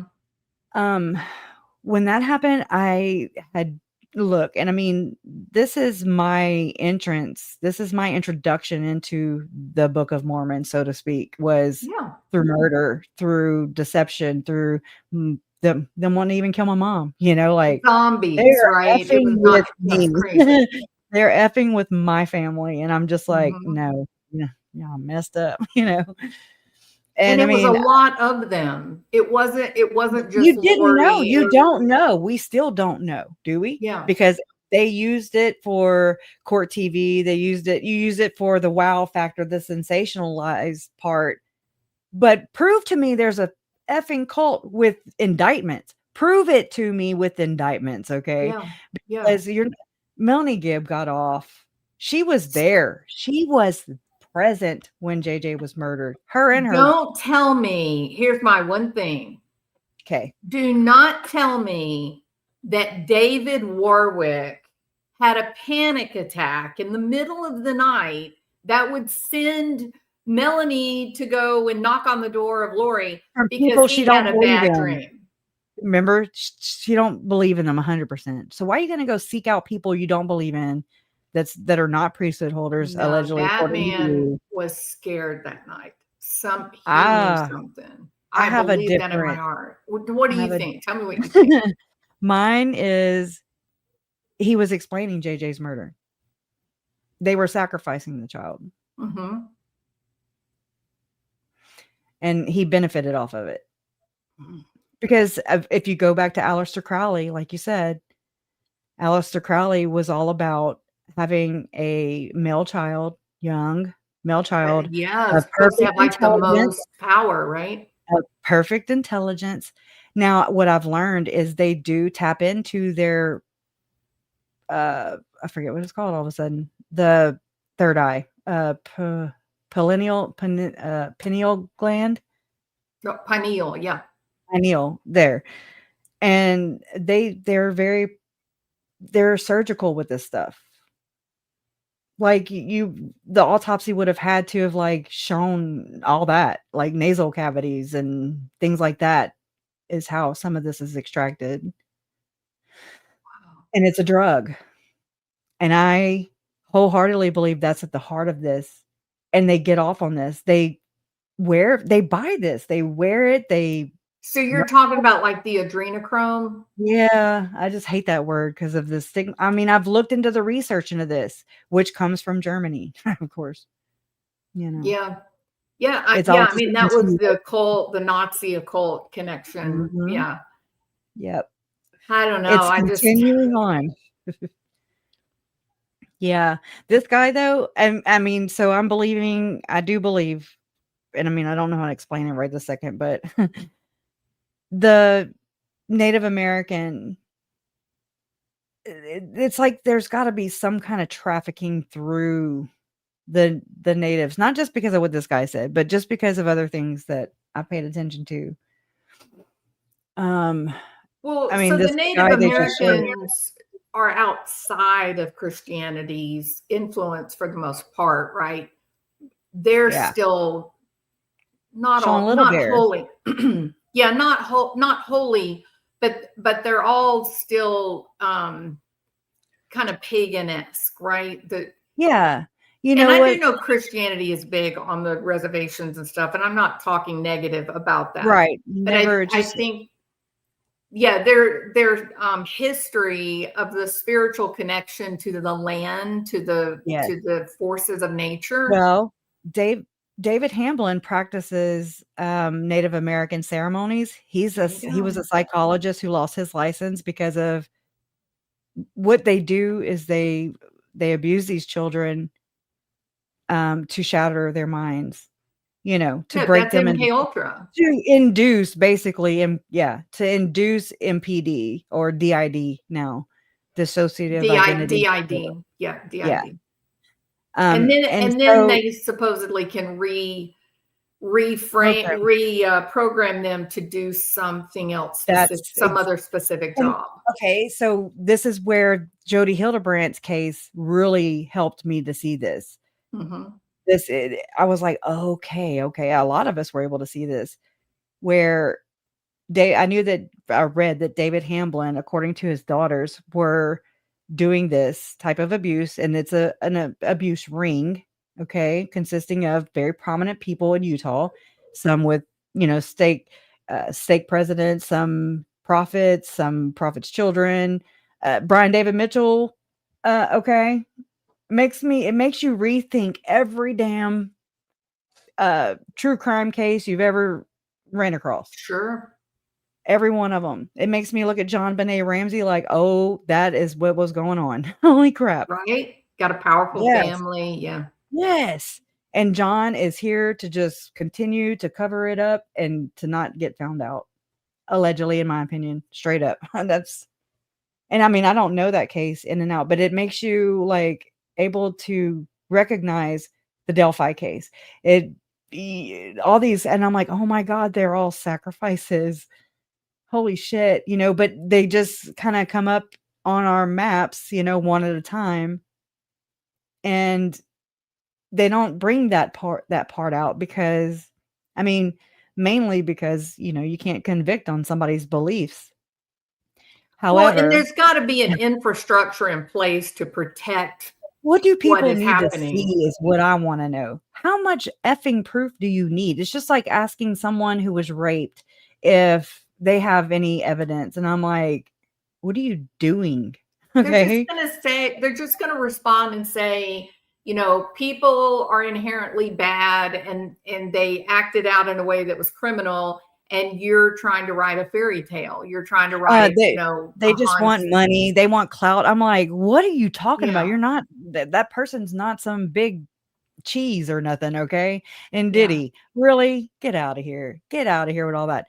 Not to mention that. Did you say Diddy, like P. Diddy? Yeah. Like P. Diddy, like Epstein. Yeah, I think P. Diddy is just Epstein, and he was getting goods, the information. He was in the R&B hip hop community with the music. Yeah, that's right. They've got them in Hollywood that are doing it with the actors, and anywhere where there's a lot of money and a lot of power, somebody is there blackmailing. That's just absolutely the way it is. So it's crazy to it's like this world that I've lived in my entire life, and then to learn all these things through tragedy, through the most horrible things ever done to children.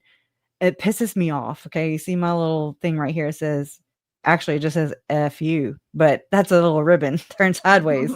Child abuse. And I mean, it's like you don't know what really drives you, or I didn't know what drove me until this happened. And then I'm like, oh, that pisses me off a great deal. Yeah. Corruption pisses me off. Like I get pissed off at least a couple times a day now. And I'm just like, oh, whatever, Yeah. Exploitation and corruption is at the heart of all of it. And whether it's wrapped up in a package of the occult, or it's wrapped up in a package of power through money, and however people want to look at it, it still is the same exact thing. And that is really powerful people that are exploiting and harming people that they judge to be expendable. And that is why we shouldn't look the other way. And I do think that sometimes they do that. Oh, how sad. You think this is a cult. You're so dumb. I'm sorry. No, excuse me. If it walks like a duck and it quacks like a duck, it's a damn duck. Yeah, you may not like the word cult, but that's not what matters. Look at how it operates. And I think what Lori and Chad did, I think they definitely are a part of a single mind kind of group. And I don't think they were at the top of the food chain. I think there are people more powerful than them that empowered them to do their heinous acts. Absolutely. And that's one of the reasons why Lori is so confident that she'll walk free one day. That's that secret call between her and Chad the day before they found the kids on Chad's property, and they're talking real weird. She's like, they're talking about the percentages, and they're reciting visions of glory. What's the call? Remind me. It's a jail call on June 8th, 2020. And it's a secret, not a secret. It's a jail conversation between Chad and Lori. And it's disgusting. He talks about the eurythmics. He talks about, well, I know, honey. I mean, anyways, and she's wanting. Was it code? Were they talking in code? Yeah, bad. And they suck at it. Now, because now I'm like, are they talking about David and Melanie? Or, what I think it is, I think Chad's involved in some kind of fraternal system. also. And then you got to think it ties hand in hand with being in the temple. That's what they do in there. Signs, tokens, handshakes, the secret code names, all the things. Lori was getting extreme with her temple attendance, and I believe that's where it happened. And I believe that also rubbed off on Spring Thibodeau and her brother, and Melanie Zalema. They're all in the same ward, same temple. Melanie, both Melanie. That's another one. I can't believe that she got off Zalema. I just can't believe that they didn't bring charges against her. Yep.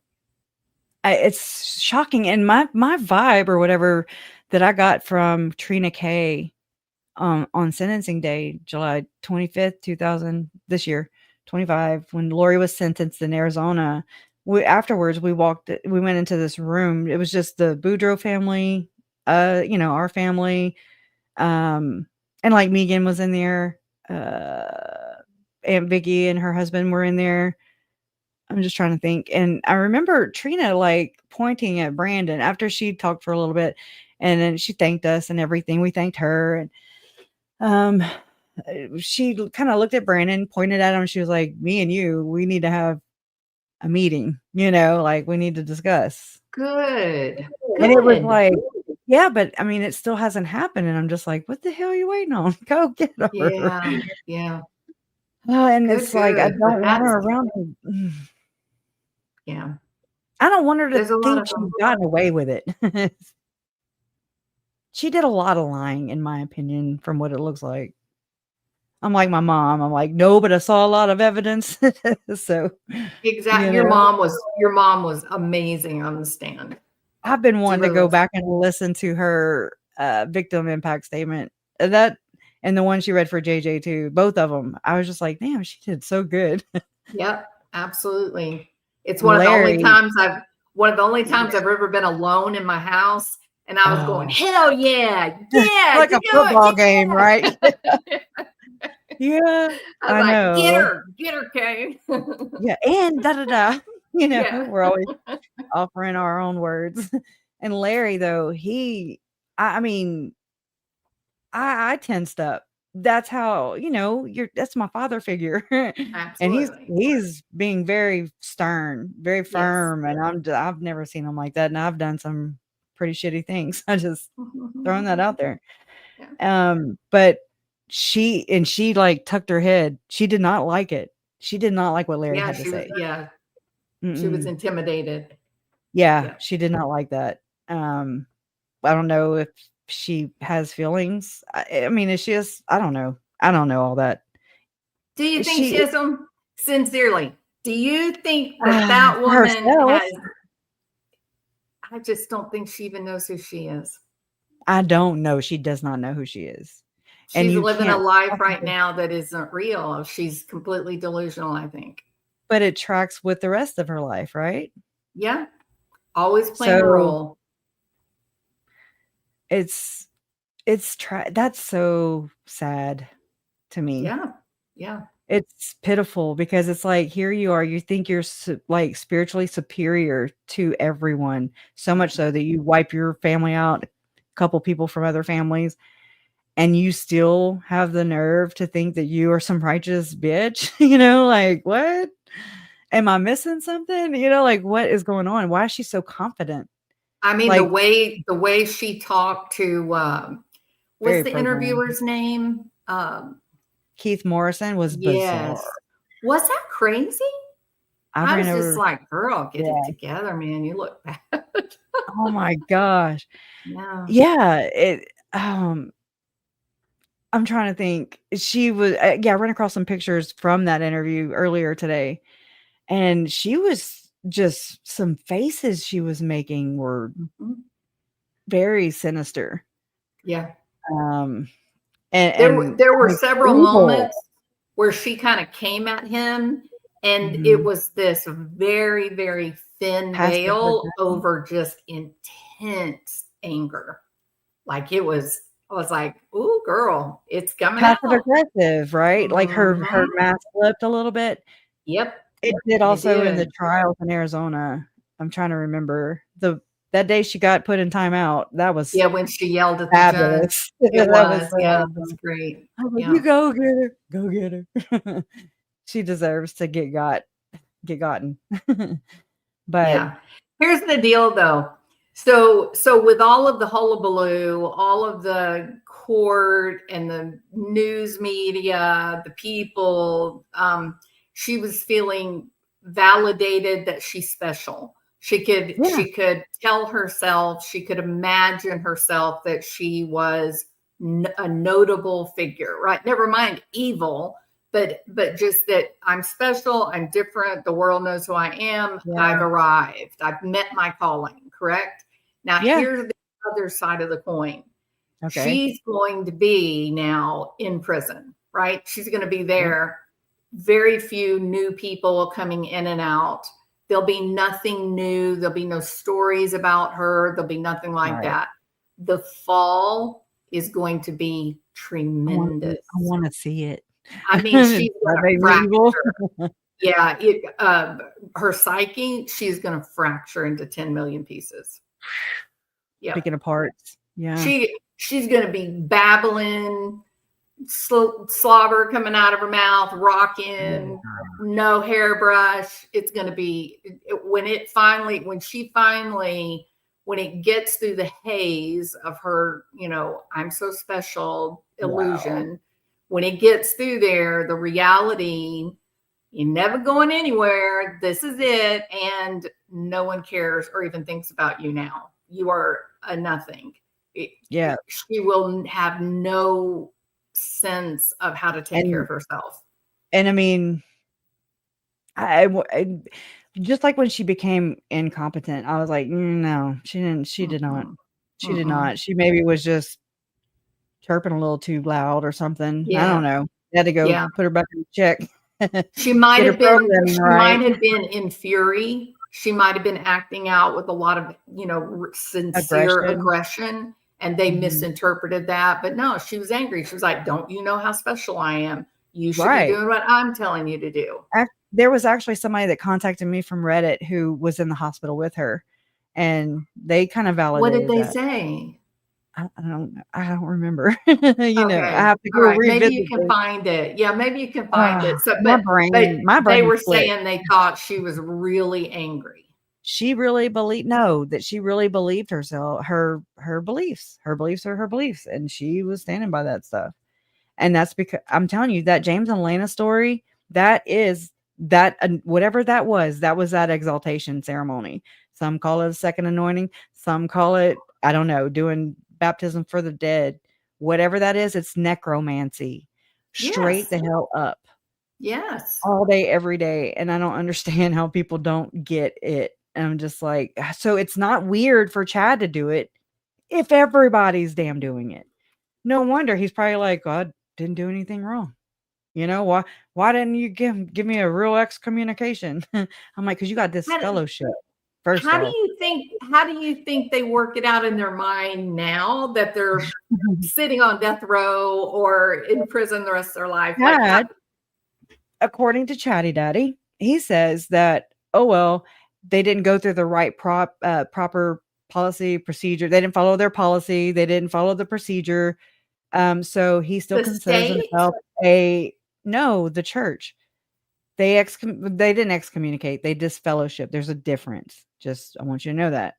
So, and they used to do fake excommunications back in Joseph Smith's time, just for the public, for the face. For the optics. Yes. Optics. Yeah. Just like the marriages. Yeah. We stopped. Yeah. That's why Chad and Lori became Chad and Lori, because they did not stop.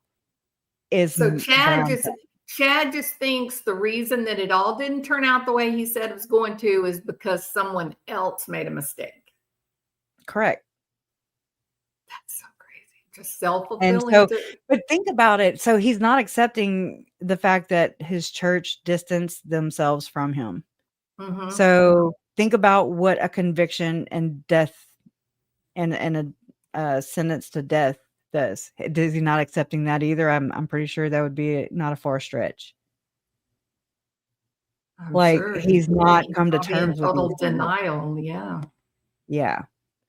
And I mean, Chad didn't respect his mother. Chad didn't respect Heather. Chad did probably in this system right here that I'm about to share with you. I really need to share this with you so you can kind of understand what's going on. Now it's through another case, but you can kind of get a sense of what's going on.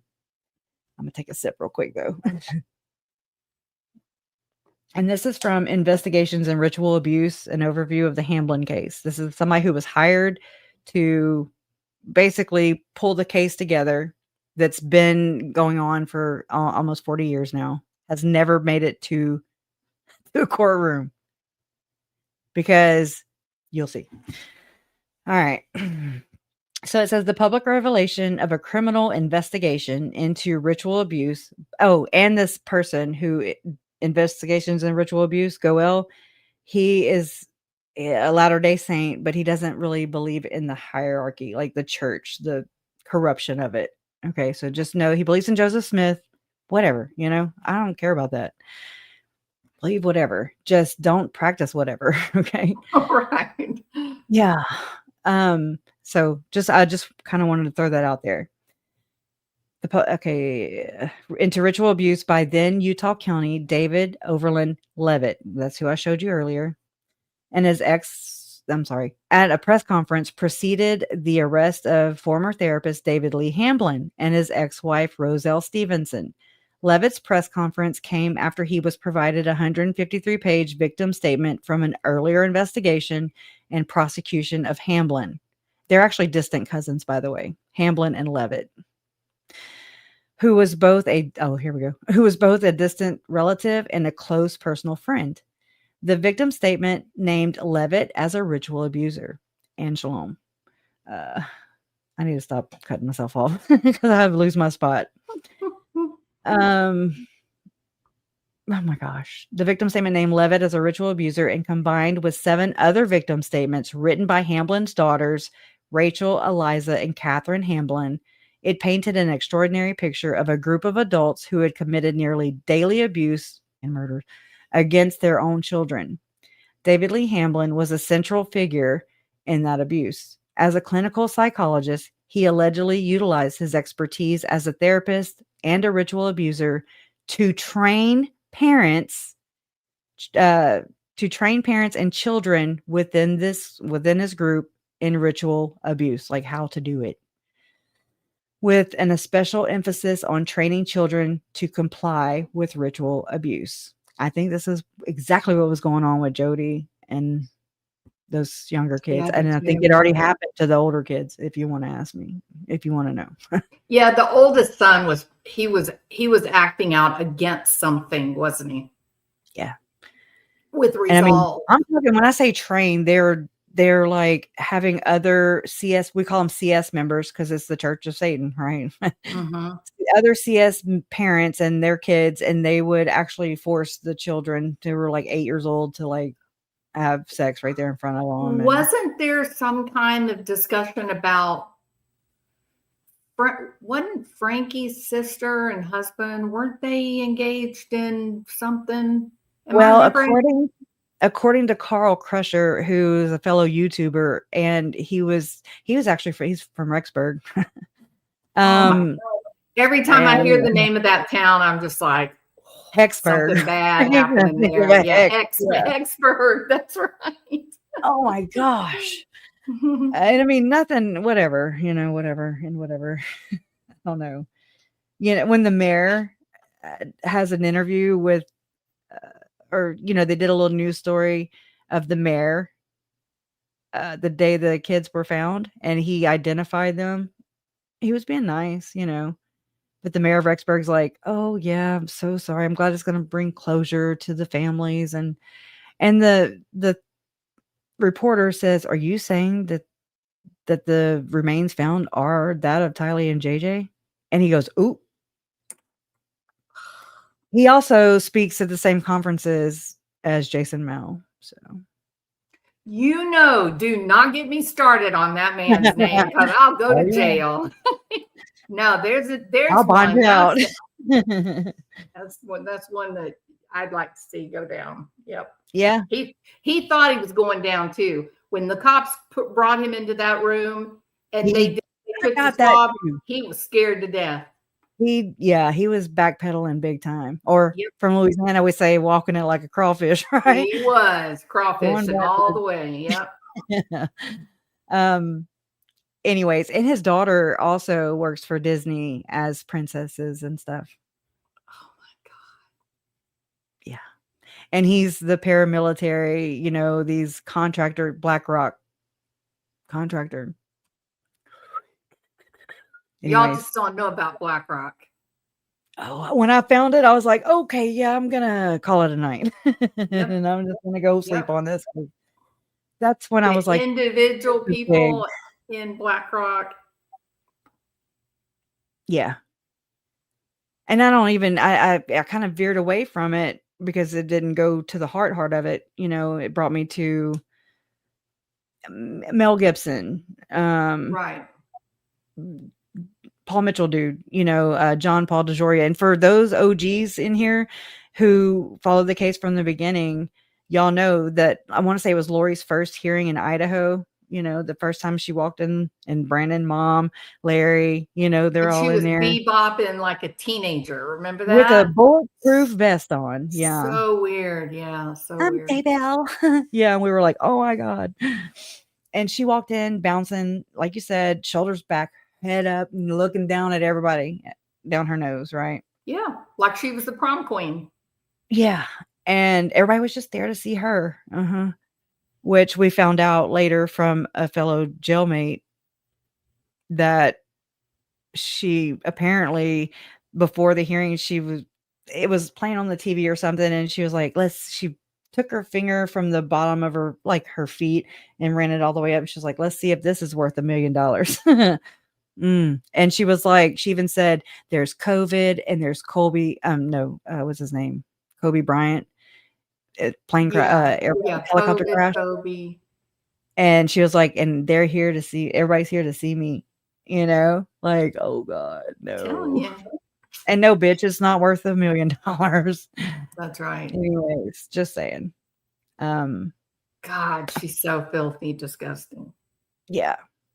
So this is happening here with this training of children, and it's generational for sure. It's Look kind of at the the same name. Look at the name of the counterpart. Hamblin's eldest daughter, Rachel, said that her father created a new personality and named that personality Tabitha.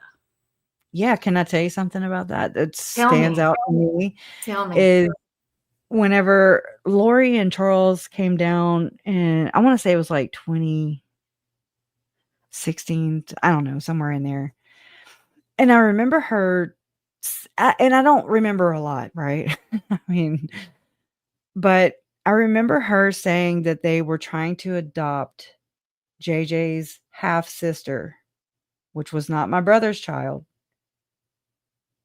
She didn't, so they never did get to adopt her. Hence, the little girl's still alive. JJ's half sister. Mandy had a baby after she had JJ. Okay. Who was up for adoption. Okay. And I thought that was so cool. I was like, oh wow, that takes a lot to, you know, just to, oh geez. I know, back when you were innocent, right? My God. Yeah, we were all innocent except for her. She was not innocent ever. But she told me about them wanting or trying to adopt the little girl who was a baby at the time. And she said that she wanted to name her Tabitha. And I was like, oh, I mean, I have a friend named Tabitha, but I mean, it's just not one of those, you know, everyday names. And then you think about Bewitched and the Tabitha, and then I ran across this, and I was like, oh God, can she have a part named Tabitha too? You know, I mean, did they issue those out too? I don't know, but that struck me as odd. And it also makes me feel grateful. I think we all feel grateful because I believe there would have been 3 graves. I think you're probably right. Yeah. Had that happened. Yeah. So thank God that little girl is alive and well. Yes.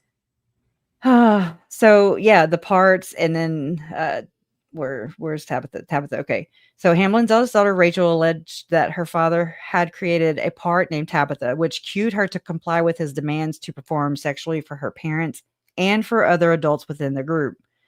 Another common denominator is the harp, which is Satan's instrument, right? But the girls, the Hamlin girls, they talk about how they would have to go to Gordon Bowen's house. Gordon Bowen is actually, you're not going to believe this. I don't even know how to map it out for myself, much less anybody else. He is known as alleged to be the church, the LDS Church of Satan, this group. He is the Punisher, but he's also like a homosexual man, but he's in denial. He was excommunicated from the church twice. He is the one who wrote the email to Vice News publicly denouncing Tim Ballard.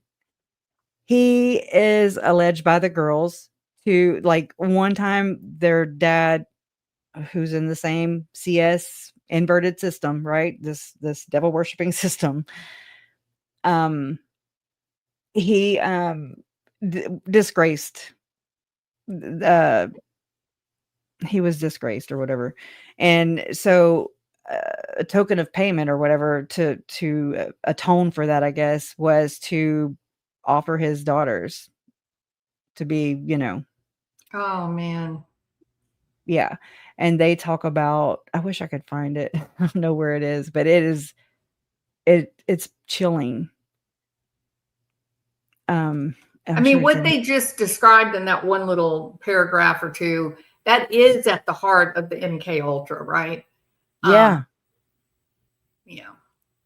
Look, right here, it says what church CS members call love, the rest of the world, or at least the law, would call the opposite. This is the opposite game. Love was sexually satisfying, redacted, for example, and hate was going against the CS church, their little faction. They would never even think of what they did to us as abuse. They said they could never be caught abusing us because they were doing the right thing and what was good and best for us. To them, they were glorifying their God, Lucifer, and raising up righteous seed to him. Church members fully believe, at least we were taught this, that killing a person outside of the group, and especially one or the child of one who has gone against the group in any ways, is righteous and furthering the Lord's, which is Lucifer, his work on the earth. Murder is not murder in their minds. Does this sound familiar? If anyone committed murder, it was us, they said. They said this was so because our hearts were not fully loyal to Lucifer yet. They also do not believe they or Lucifer is evil. That is just a designation we were taught by God and Jehovah to justify what they did to him. They believe that basically that Jesus and Satan are brothers, or Lucifer, whatever. They believe they're brothers. And if you think about, they say that Lucifer was the firstborn. So when you say Chad has the Church of the Firstborn, which he actually got because that's the label, he earned that. He got exalted. He went through the exaltation ceremony. Which is, in essence, the Church of Satan. Yep. That's the one, the Church of the Firstborn. And it's Enoch, and it's the one that's supposed to come down with Jesus Christ's second coming. Do you understand? So they're ushering in their Dark Lord. Okay. Yes. Dude, so that's the NWO. That's what this is. Every one of them. I'm telling you, from Thom Harrison's writings to just knowing how that, I don't know, just it clicked one day and I was like, holy shit. I'm talking, even prophets are teaching this shit. It's very inverted. It's a very slippery slope, right? And then you start twisting it and you keep a little truth sprinkled in. And then before you know it, up is down, left is right, right is, Ruby Frankie said it in her allocution statement. Yeah. Yeah, she did. And Lori said, murder is not murder in their minds. No one was murdered here. Okay. It's scary. And I remember positing this question over time, I'm like, okay, but what do we do if more people believe this? And I believe that's pretty apparent. If anybody who's been following the Charlie Kirk situation, that's an inversion. That it looks like a sacrifice. The concert that they have, and they get us to participate mass mass sacrifices. That's You're what's just not happening. going to get people that want. People are not going to want to believe that. They're going to think it's too extreme. Whatever. Okay. Yeah. And they'll find out. And unfortunately, you know. Yeah. But there. Yeah. Cognitive dissonance is a mofo. Well, that's part of the process for group control and manipulation, right? That they are intentional. Okay, so there's like 24 steps for mass control. And first of all, you have to have an event that is traumatic, right? Something terrible. Well, if you're watching on TV or you're sitting there watching and Charlie Kirk gets shot in the neck, you are traumatized. Right. Those people that saw it, they are traumatized. Like the Twin Towers. Yeah, that's actually the perfect example. It is. For that mass trauma. What did military do after that? Completely acted outside of anything we ever would have accepted, ever. Well, no, it was a good recruiting. Everybody went. Sure. A lot of people went and signed up and sacrificed their lives for something. But that's another step, Kresha. That's another step that your actions become a part of a greater group, a greater good. That you're no longer controlling yourself. You're no longer acting in autonomy. You're now being moved to act by a bigger group. Like herd mentality. Yeah, like going into, going into the trains for the Nazis, right? That nobody fought. Nobody That's thought how that. I see it too. It's terrible, That's but exactly. So the Twin Towers, that was the biggest, that was the traumatizing event that caught everybody. And it wasn't just the towers falling. You've got to remember after about day 2, then the videos came out of the people jumping out of the towers. They created these horrific, they created these horrific, horrible traumas that we all of us shared those things.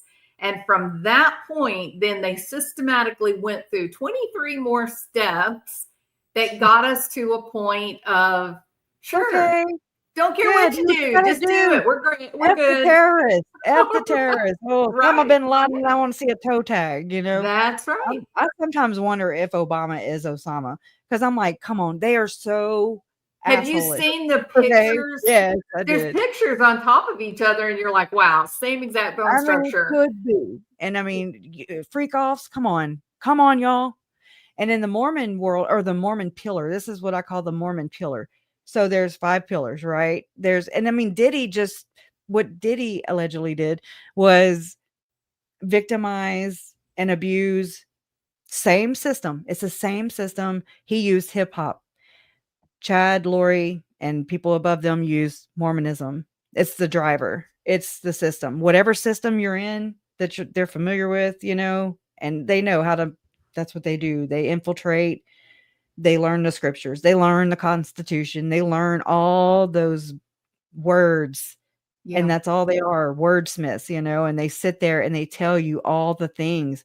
But one huge indicator to tell you, in my opinion, whether someone is true to their word or not, is to just study that person.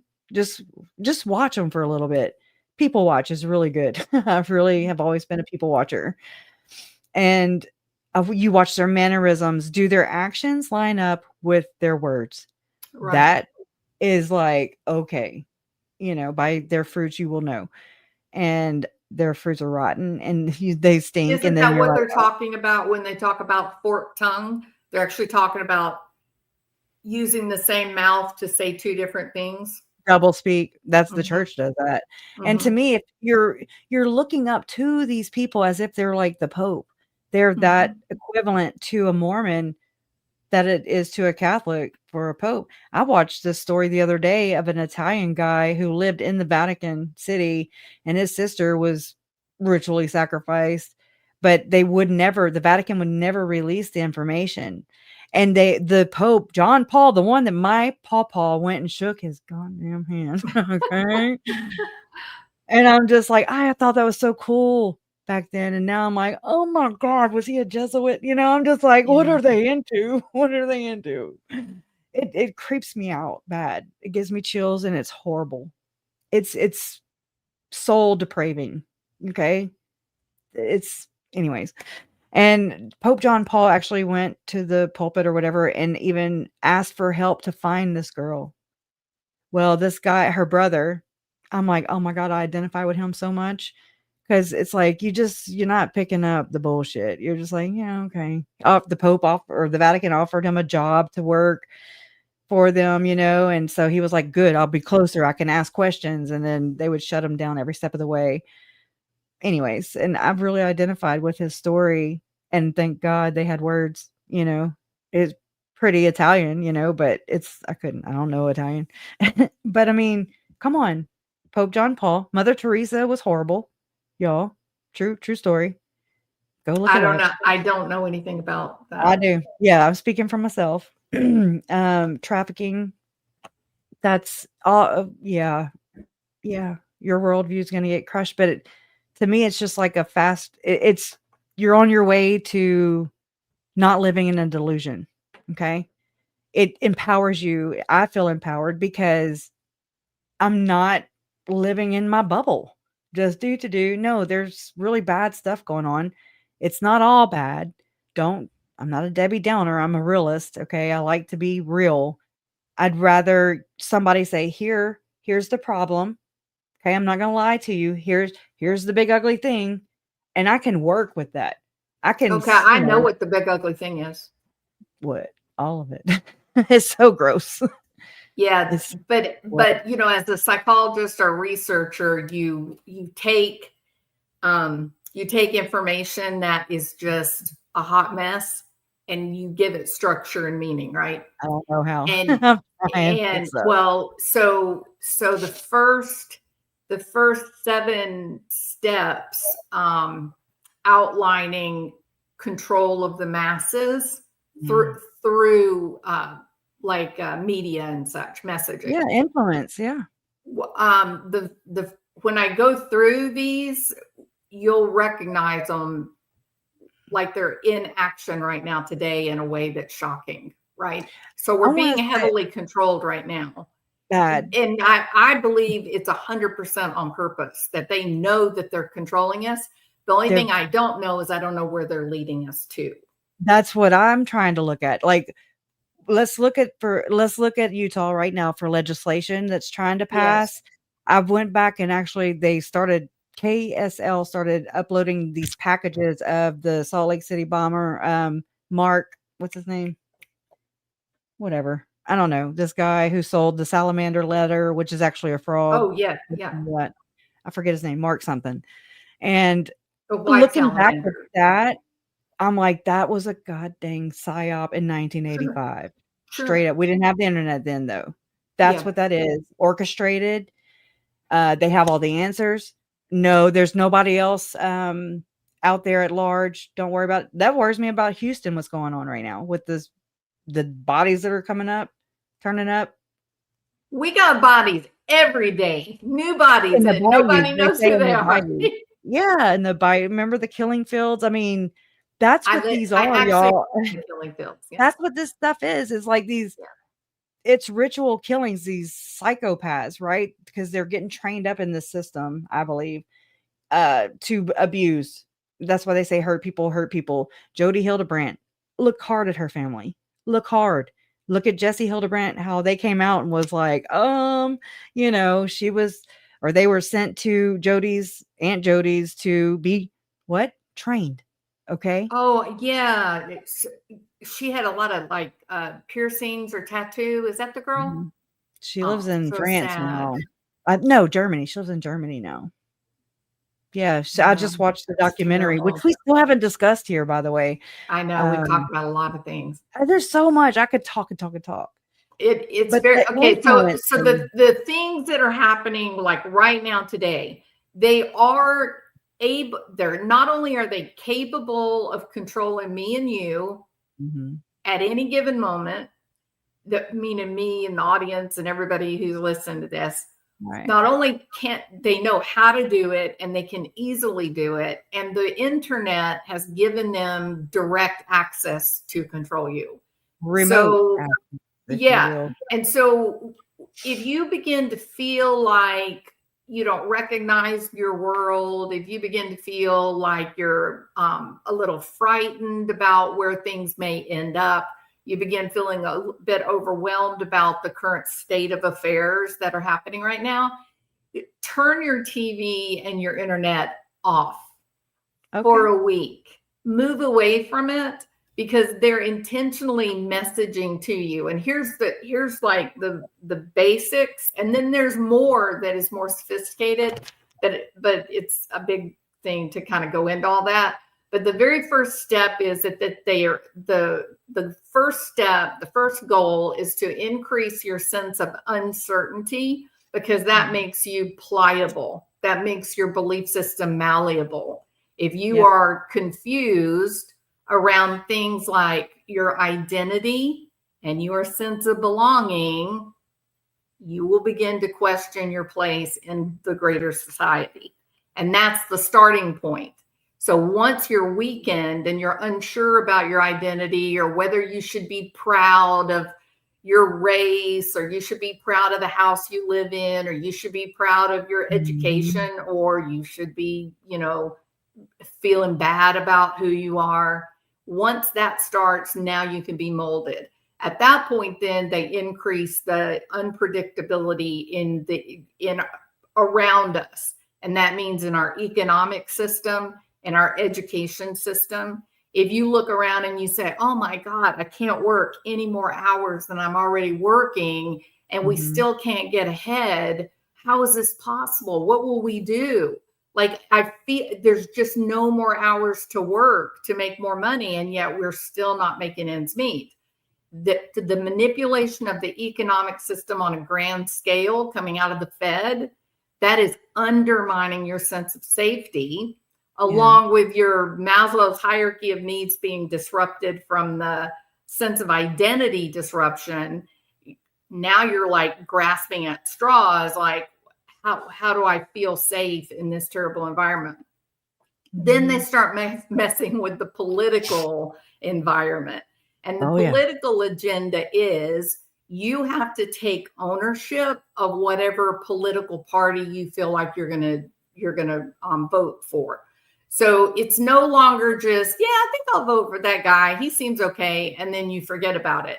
You're now wearing the colors of your political opponent. You're spending money to go to these huge rallies with their, the name across your chest, right? It's not just happening with Trump. Look at the No Kings March. You're being labeled too. People targeted. You're no longer voting for a political ideology. Your identity has been replaced by that. Wow, that's huge. If you really think about that, that's crazy. And it's just now, because it's a dual system. Now it's okay. I'm going to hate you just because you're not in my tribe. This then creates recurring anger, and anger legislation changes because they're going to take that and pit it. Just like the missing children, National Center for Missing and Exploited Children, y'all. Look, in my family's case, in the kids' case, okay? All right. Think about that. Ray Hermosillo called the National Center for Missing and Exploited Children, which is not as good as one would think. Just like the Amber Alert system. They take these things and they used people like my parents to go on, like, what show was that? Oh, I don't remember the name of it. I'll have to tell y'all another time, but it was kind of like John Walsh, but not. What was the name of his show? America's Most Wanted. I think that's what it was. Anyways, I'm just saying, like, they will use where they were doing the runaway kids with Sebastian Rogers? No, it was JJ and Tylee. Anyways, it was a show like that. And I mean, looking back, I'm like, wow, they exploit this to where there's nothing left. There's nothing left of the slave. And I'm saying slave because we are the slaves. Absolutely. And I mean, it just so happens that Tim Ballard and Russell Ballard and Thom Harrison, they have, or wait, I don't think Thom Harrison's in this, but it's called Slave Stealers. And you think, oh yeah, we're going to go get, we're going to free some slaves. You are the slave. We are chattel. We're cattle. Like, they do not like us. They look at us. They want to crush our heads. They want to kill us. They want to do everything to turn us against one another. I did this one video. It's called the Jesuit Oath, Secret Oath or whatever. And it'll just go listen to it. And however many times you need to, periodically, and just remind yourselves of what they think of you and me and our children. Yeah. And it's just, so that's me and Debbie Downer. And I'm going to turn it back over to you because you give us hope. And then stories like JJ and Tylee and Charles and Tammy, those stories are piped into our living rooms and put onto TV. They're pushed. There are other really horrible tragedies in other families that didn't get pushed the way y'all's family's tragedy. Do you have a theory? Because I think the 3-letter agency is behind ours. That's why. And they have to purport it and spin it a certain way. Okay, that's me. That's my thoughts. I think the Mormon Church was a serious problem when it came to Lori and Chad. Oh yeah. And I think by pushing it out like they did and having certain creators tell the story in a certain way, they erased the Mormon factor. And they never acknowledged any of the victims who were members of their church. They were not apostates, by the way. They were innocent children. And I mean, M. Russell Ballard's whole thing was, I point the children towards the Lord. Yeah, which Lord? Okay, because I don't think so.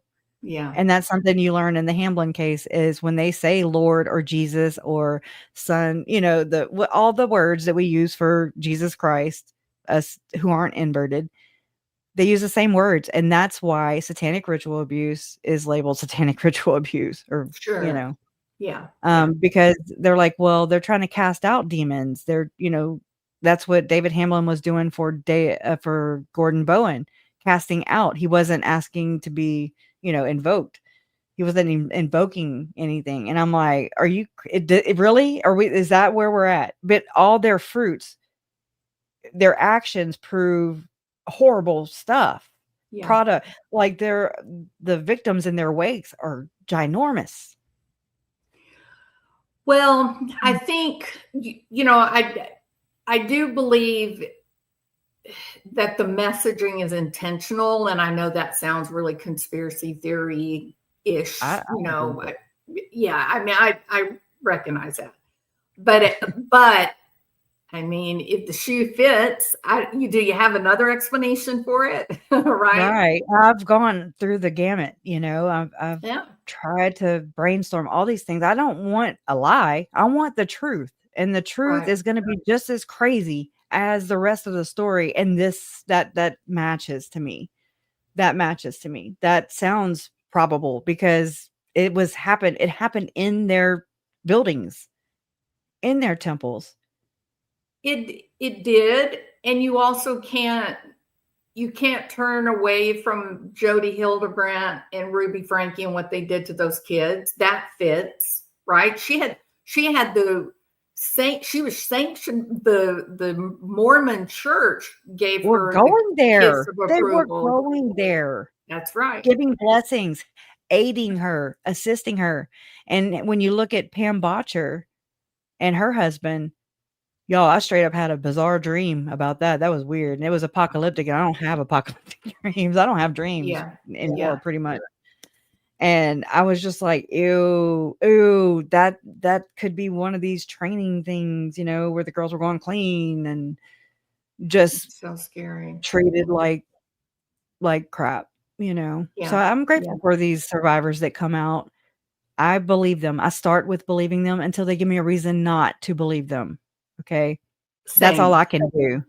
Exactly the same. Yeah. Which is what I went through with Brittany J. I don't know if you saw that whole drama or anything. I watched it every now and then. Yeah. I made a decision to be trusting, right? Because I didn't have all the information. And then as soon as the information came out, then I felt really foolish. I felt really bad about my position on it all. But it was that same kind of thing. You have to believe until you don't. I mean, otherwise you go through your life completely skeptical and Yeah. So sure. And I know their stories sound bizarre, but I'm right there to say, oh my God, that did not happen. They do not do human hunting. What are you talking about? But I'll tell you somebody else.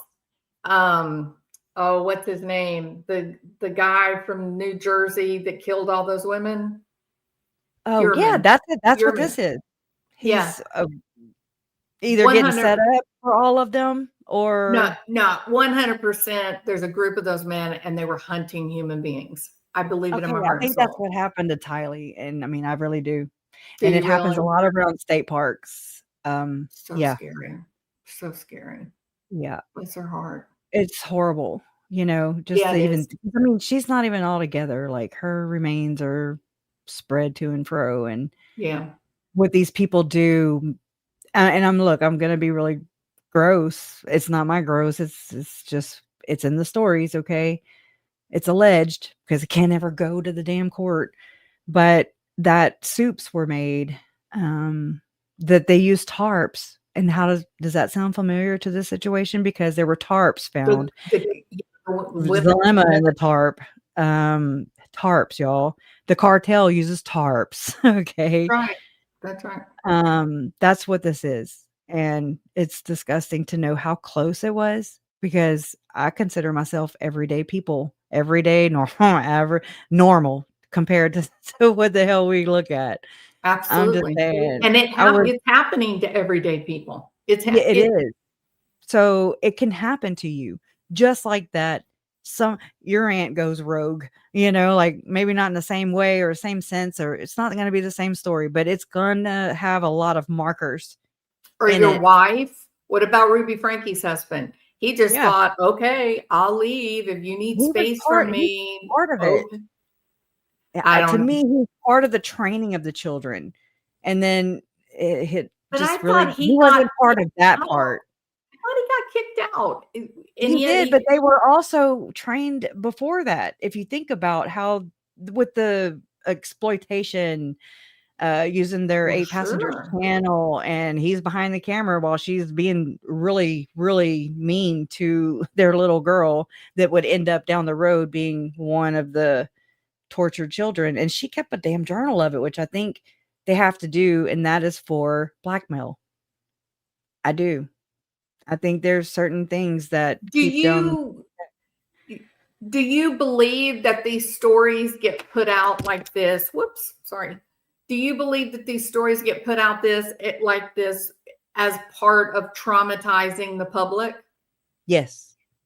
Because we all know the stories, don't we? We all know the stories. Like we know y'all's personal family horror. It really, I think the one pushing the zombie stuff was Melanie, and she might have been prompted to too.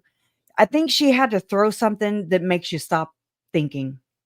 It makes people stop thinking when you hear zombie. What? Yeah, it sounds childish or weird. Doesn't go there. Yeah. And it kind of takes you away from the horror of the reality. Yes. And it puts you in Delulu land, where you're going. I mean, where I would wake up and I'd be like, zombies? Really? Yeah. Nobody could get through the zombie part. Everybody just kept going, why? It makes you stop. Did they? I agree. You have to look for that language, y'all, like for real, where there's just, it's called shock doctrine. Like Tim Ballard is supposed to be catering to victims of trafficking. Okay. The stories he tells, but yet he says rape and just, he says it so pointed. It's so pointed, and it strikes you. And I mean, Yeah, I can't imagine using that kind of murder, those those heavy words that mean something to all of us, right? That's horrible. That's a oh my God, how dare you say pedophile? I also think that's so we don't talk about them. They don't like hearing the truth about themselves. So yeah, just know that. It's a way to control us too. It's a way for, like, if I say all these buzzwords, I'm not going to get paid. I'm not going to participate with the world. yeah. I'm not going to be able to eat because I'm not making any cheese, that's how this, and I'm like, oh my God, this is the social credit. This is what this is. This is conditioning. To where you have all of the things unaliving and PDF files. And I'm like, what are we doing? How do we fight this? And I'm just a rebel. And I'm like, I think sometimes I'm like, I do so much reading and research on all this mass control. I think the single most effective way is to turn it off. Don't give them access to your brain. Don't give them access. The narcissist. You don't fuel, you gray rock it, right? Gray rock the internet, gray rock technology. Yeah. You look at Barack Obama, he did their movie that came out on Netflix. He and Michelle did a movie. What was that called? I don't even know. Tomorrow? I bet somebody in the side chat knows what it is. It's about like the end of the world. It has Julia Roberts in it. I can't think of the name of the movie. Tomorrowland? Is not Tomorrowland. Let's see. I have it. If the world ends, something like If the World Ends or something like that. Anyway, I just pulled this up. We can look for it together. So they do this movie, and of course, it's the first movie for Barack and Michelle Obama. Everybody is going to be wanting to watch it, right? Is that it? Let's see where it is. I'm trying to find the Leave title. the World Behind. That's it. Leave the World Where's it behind. at? Where do you see that? Oh, right here. Okay. Yeah, that's it. That's it. And if you haven't watched it, it's great. Okay. I've never even heard of it. So. Yeah. So the movie is this is the president of the United States, probably one of the most like beloved presidents of all time. Okay. He and his wife, they do this Netflix movie together. And it's got one of the best actresses of all time, Julia Roberts, right? Mm-hmm. When you watch it, it's all about how basically, the world kills themselves. Somebody attacks the United States. We don't know how. Some people think it's the Middle Easterners. Some people think it's China, blah, blah, blah. But it's basically about the end of the world. And there's a little bit of magic in it. It's got Tesla, self-driving cars become killer robots, the whole God, right? And it's got these little things in it where there's changing patterns. The pictures are morphing and changing throughout it. So there's a lot of like gaslighting, subplots, and everything about the whole thing. Wow. A lot of conspiracies, huh? It's like a conspiracy theory type movie. Yeah. And it's got all of it. It's got the internet. It shows how much we rely on the internet. It's got everything. Anyway, when you go back to those 28 steps for how to use media to control the masses, to change our identities, to change our values and our ethics and the things that we'll do, it's all contained in this one movie right here. And it's put out by the president of the United States. So everyone's going to watch it. Everyone. Yeah. So do I think they're doing it on purpose? Yeah, they're totally controlling us. And I think that really and truly, if you have that knowledge that this is systematic messaging and you're not being crazy and they're not crazy, they just want to lead you to do. Yeah, they want you to buy the things they want you to buy. They want you to engage in the behavior they want you to engage in. And the only way, the way to get away from that and kind of retain your own identity and your own thought patterns and your own preferences, turn it off. Walk away for a week. Don't watch TV. Don't watch the news. Don't watch computer, internet stuff. And then see who you are at the end of that week. See how you feel. Spend a week going for walks, going fishing, riding your bicycle, talking. I've been mowing the yard to make myself get some sunlight for the first time in 6 years. And I mean, I have not weighed myself, but I have been able to suck in, and I actually suck in. I'm like, wow, I haven't been able to, y'all. And that sounds gross, but it's been the truth of it. And it's like, I have to, I can't just go lay in the sun. That's not me at all. I can't stand for the sun to be in my eyes. But if I'm outside doing something, then I feel productive. And so I go 2 or 3 times a day, and I go outside. I'm sure my neighbors are like, what the hell? But I mow a patch. Sunshine has a direct impact on your neurology. Yeah. So you're good. That's a great, healthy thing to do. A little bit, a little bit at a time, small things, but I just wasn't feeling good. I still don't feel great, but I feel better. Good. And I'm not out of breath like I was. I still get out of breath, but I'm not it's getting better. And it's a little like a month and a half now. And good. And routine is a really, really big help. Yeah, it's a really big help. If it rains or something, then I'm like, oh man, what am I gonna do? What am I gonna do today? So turn some music on and dance for 20 minutes. I've been listening to music, while mowing instead of a Mormon podcast or something. Which is wonderful. Yes, it is. Yeah. You do. Nietzsche said, if you stare into the abyss too long, it will stare back at you. And basically what that means is, that thing that you fear, that thing you hate, if you just look at it and think about it and study it just all the time, you will become it. So you have to know to separate from that. You have to take time away from whatever it is that, is consuming you. So be careful about all the reading and the, research. I mean, it's great. I'm probably not a good one to warn people off about that because I do it myself. Don't do what I do. Just do what I say do. Yeah. But really turning it off, going outside, mowing the grass, getting in the sun, having a different routine that, helps you feel in control of your day. Those are all things that will change your hormone levels, and your neurochemistry will normalize, and you will feel much better. Yeah. My mom told me one thing that really had a profound effect on me. I was worried about something huge, and she was like, "Can it eat you?" And I was like, I looked at her like, "What?"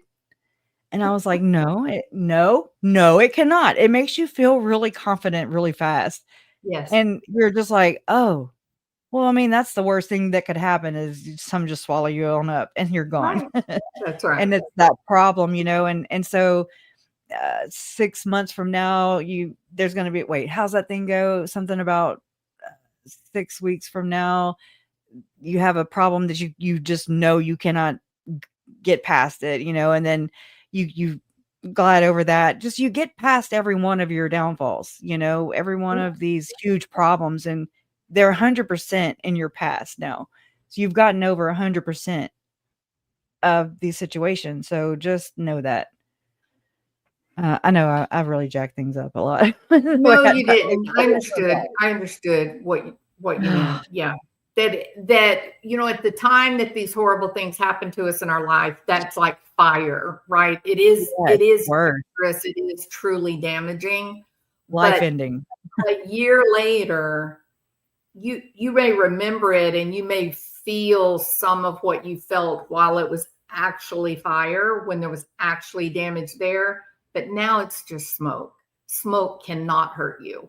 It's just too much of it can. Yeah. It's just a leftover of the true danger that you did face, and, you know, kind of learning to say, okay, this is just a memory I'm having. It felt awful when it did happen, but it can't hurt me anymore now that I've already been hurt, and I just got to breathe through this, and it'll be over in a minute. Resilient. We really are resilient creatures. Yeah. Absolutely. Then we give ourselves credit for. One thing I've learned from Lori and her family is that too much water can kill you, and too much of a belief system can kill you. Too much of anything can kill you. Yeah. So just balance is key. Yes. Like just balance everything. Even I guess are in what we're doing and watching and reading, like you said, do it in moderation, which is hard. Absolutely. It's hard. Yeah. But remember, you know, just like you said at the beginning of this, part of what caused you to dig into all of this very difficult information and stories, part of that is that you needed to feel some kind of control. And knowledge and information is control. So it gave you a little bit of stability to at least go, okay, at least I'm not completely. If I know what I'm looking at, I need to see the big ugly monster in order to point at it and say, "Oh, you're the big ugly monster." And then I've been studying the big ugly monster, and I know the end game. And the end game is we win, they don't, and I feel sorry for them. I really do, because they do not know what happiness or love or even anger is. You know, they are just robots going through the motions, high pressure, gonna bust at any moment. You know, it's high stakes. You know, and it's just you couldn't pay me $1 billion to be in the billionaire club, because I know what happens with the billionaire club. Absolutely agree. Yeah, absolutely. Frank Vandersloot is I'm doing some research into the 7 Mountain mandate. So you said Vandersloot, but I think you're in Vandersloot when you say that. Who is Frank Vandersloot? Frank Vandersloot lives in southeast Idaho Falls, right there by where some of the crimes happened, you know, in Rexburg. He pays for fireworks every year. He's Secret Santa. He's secret, not sacred. And he owns East Idaho News, or I think Nate Eaton has part of it now, or a percentage of it. He owns Melaleuca, the wellness company. Ian Pulowski worked for them. He started out poor. He was a Boy Scout. He is a billionaire. He's the richest billionaire in Idaho. He does not like probably the things that I say, the truth, you know, what's out there, what's publicly available. He has supported and donated lots of money to Mitt Romney. President Trump has had private meetings there. The Speaker of the House is Johnson. I know he's from here. He was a representative here in Louisiana. My next door neighbor. You just wouldn't believe it. You just wouldn't believe the real guy. Oh no, y'all! Whenever the floods happened over there, by where Megan lives, the way the government treated and the press conference they held, I was like, it just did not jive with me. Like, oh well. It's like they kind of flooded the people out. If I were to go conspiratorial on this, so are you talking about are you talking about Katrina, or are you talking about up north or West Texas, San Antonio area? What was it called? Guadalupe, the one that 100-year storm not too long ago. Camp Mystic. Yes. Yeah. To me, it just looked like they needed that land more than they needed the people there. I mean, they kind of did there what they did in Hawaii. And the homeless people, what they're doing with the homeless people right now is pretty disgusting. So, Tim Ballard, he brought a woman who worked for him for Operation Underground Railroad, him, Ken Krogh, Thom Harrison, and Tim Ballard. and this other guy named Huville who owns ranches and stuff, kind of like where Jodi Hildebrandt ran across Paris Hilton, and those kind of militant, Reformation schools or what, I don't even know what to call them, scared straight, basically. Yeah. Well, anyways, her name is Sherston Stockwell, and she talked to FBI agents. They questioned her, and that's where this comes from. And I'm just kind of paraphrasing here, but they brought her to Thanksgiving Point, Utah. She says in official work capacity, OUR work capacity, and that actually I have it right here. I'm sorry. Let me pull it up. That way I'm not paraphrasing too much. I don't like to do that too much. So this is Visions of a Glorious Thread. This is on Reddit, subreddit Mormon, but I think it's on X Mormon too, but it's great. It's a great resource. Okay.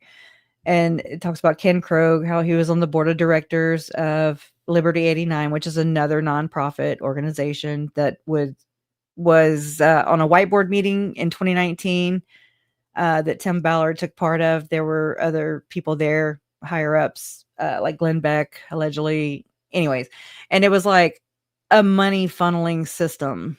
Okay. There were for-profits and nonprofits, and the way Tim drew it, and there's a picture of it online, where everything would funnel into timballard.com. And Russell Ballard was on there. And anyway, so just know that. And it came from the 75 pages of investigative documents right here on OUR. So this says, so this is an excerpt from that. And it says, Sherston said Tim took her to a meeting in her official OUR work capacity to meet with people at Thanksgiving Point.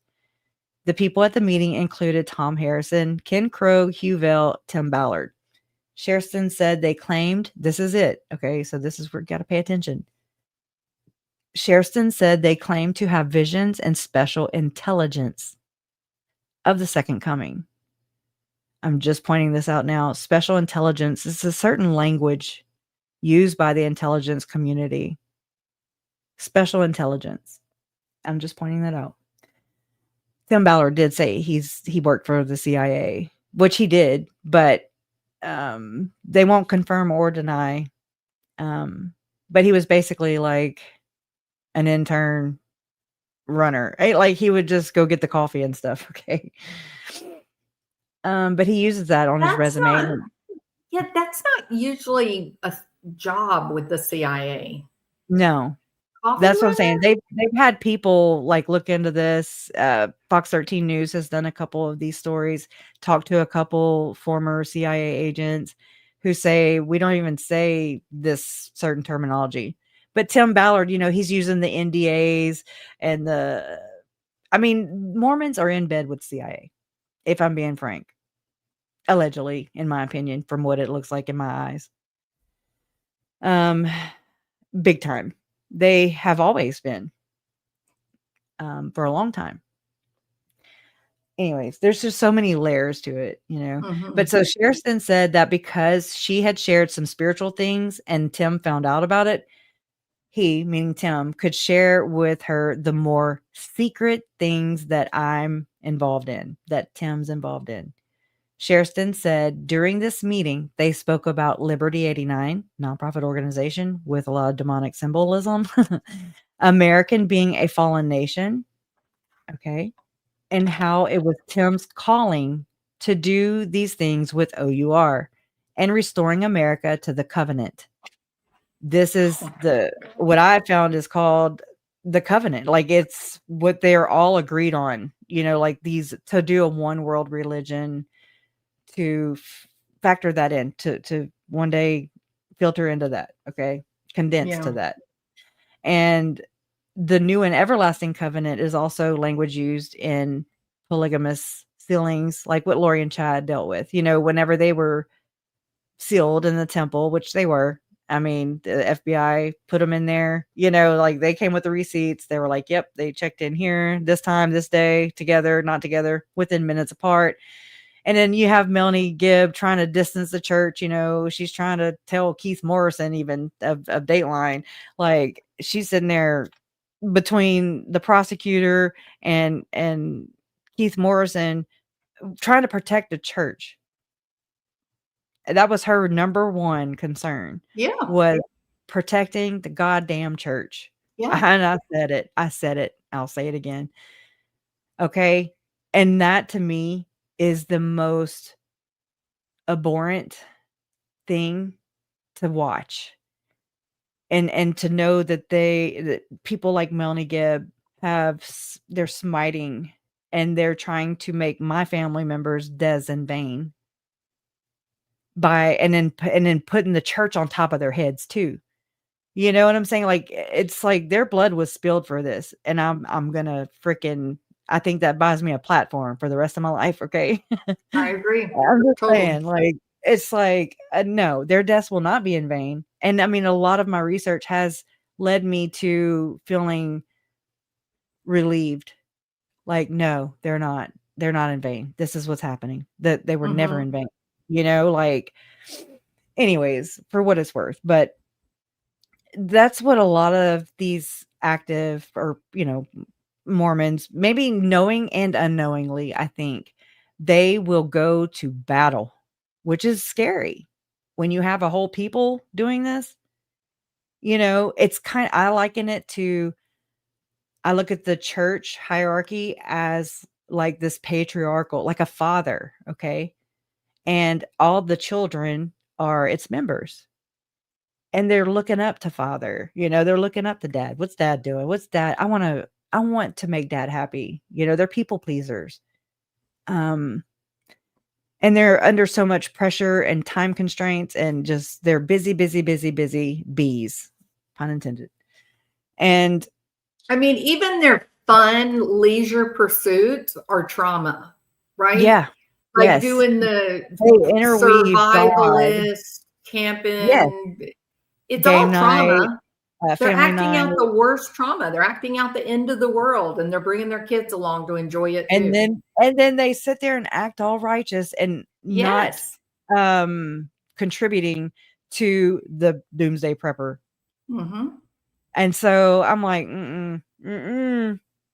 your church literally has Latter-day in the damn name. Okay? Right. Yeah. So, and you require your members to have at least a year's worth of supply. I believe the call out, was Julie Rowe.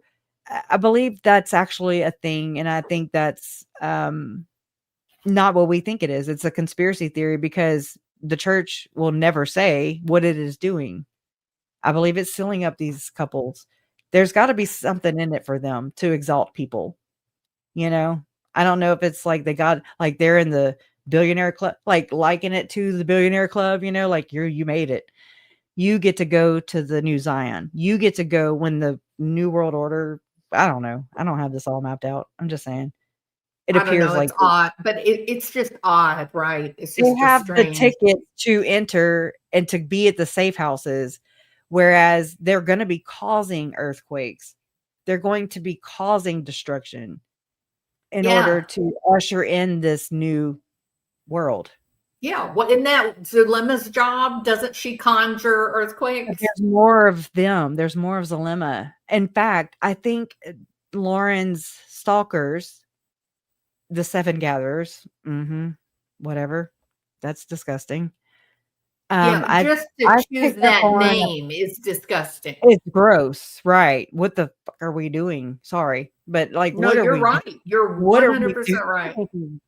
I mean, funny, ha ha ha. I mean, I say some really jacked up stuff because of what Lori and Chad have done.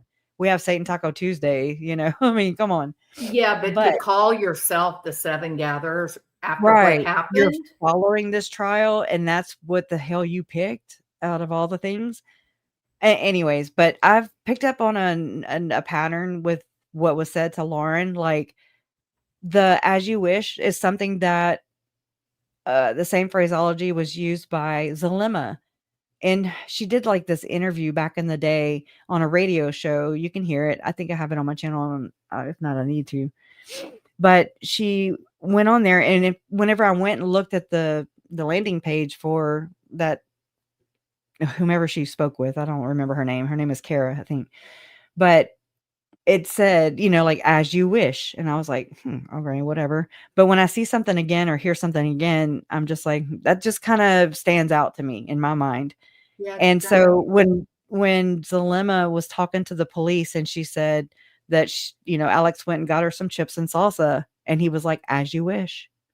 And so, boom, I was like, okay. Well, when Lauren was, had her 9-hour whatever live the other night, she kept saying they were saying that she was repeating, what had been said in exchange from these women, these 7 gatherers times 2, or, part 2. I don't know.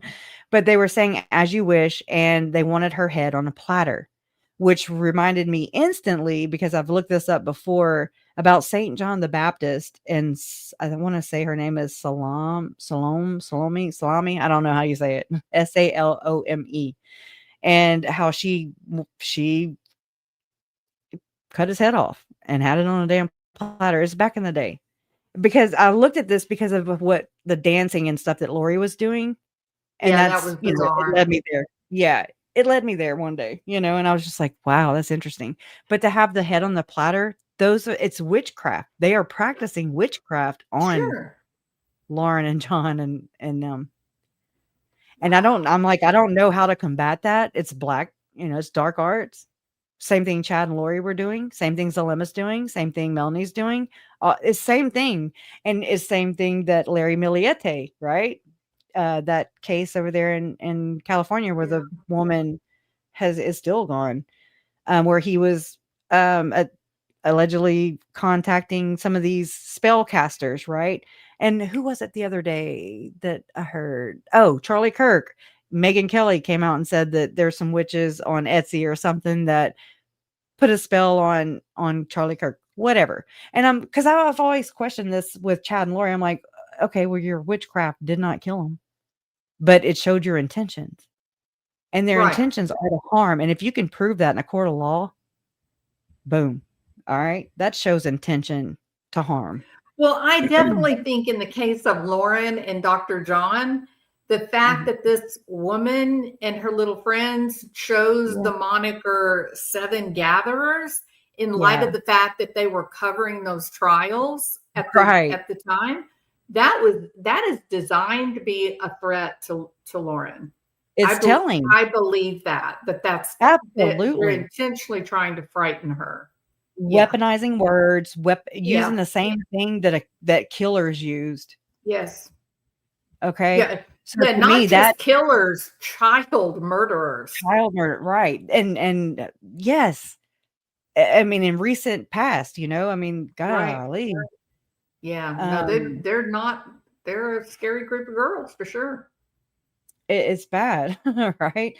I'm not laughing. It's so goddamn crazy. And I'm just that's why you're laughing, because it's just crazy that anybody would even think that would be appropriate to even choose that name. It's crazy. Much less the actions to follow up. It's like, have y'all learned nothing?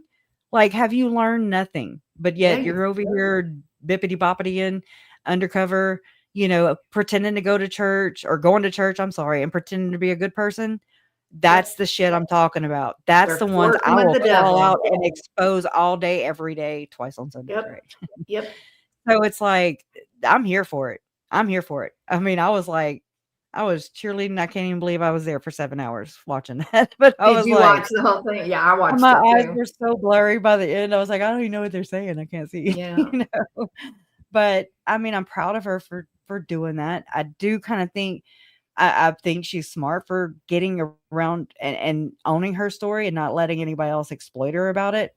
However, it also puts a target on her head. But Lauren and John's channel is so monstrous that she can just kind of squash them and then give people content, give all these idiots content. It's crazy. Not you.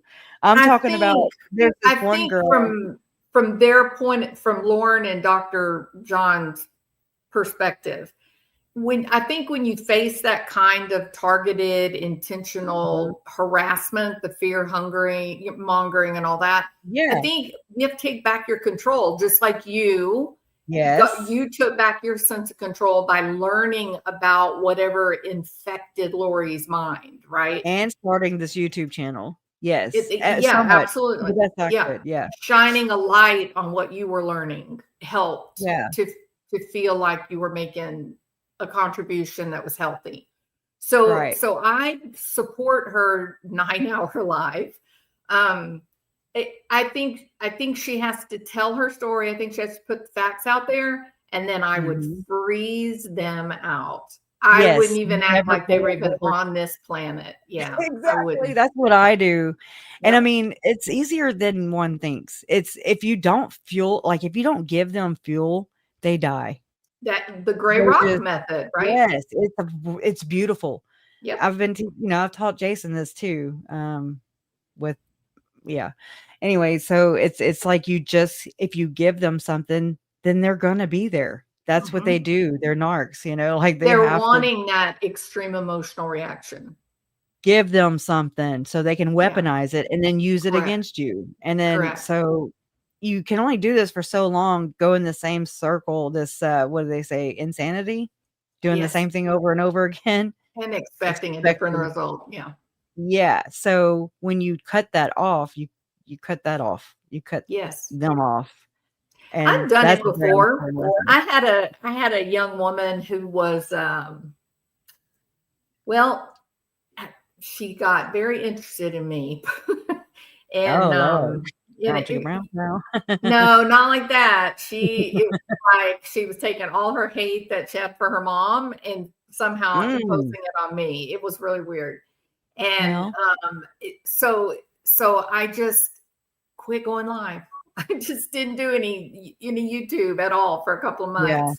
And it sucks. It's punishment for you, but it also is worth it. It's worth it. I mean, it helped her sort of detach and move on to something else. But the next victim, when it happened, and there was a next victim actually, somebody else. That's so sad.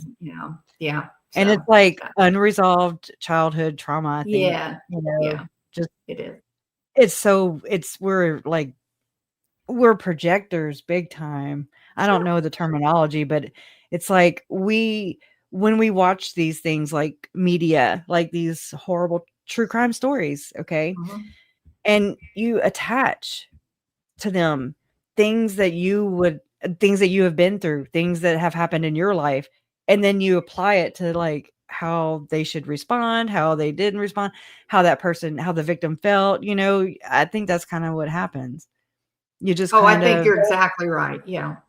And that's why I say over and over and over again, turn off your computer, walk away from the internet for a week, and then take notice if you feel different, if you feel stable, if you feel happy. The internet is affecting us. It is. We like it. We willingly come here and do this. But when it gets to be a bit overwhelming, and I think there's a lot of people that are overwhelmed right now, like especially with the political climate atmosphere. It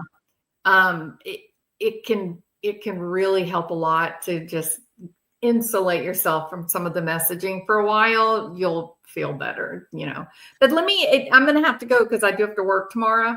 No, you cannot go to work. I do have to work. I wish I didn't, but I do. Actually, I love my job. I'm fine working. You're really good at it.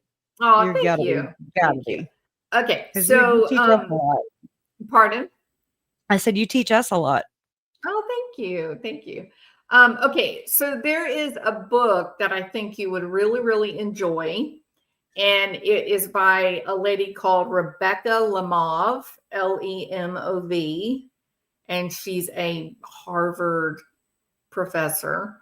Is it Rebecca with a C or K? I'm going to type it out. It's Rebecca. And then her last name is Lem like man, Ov.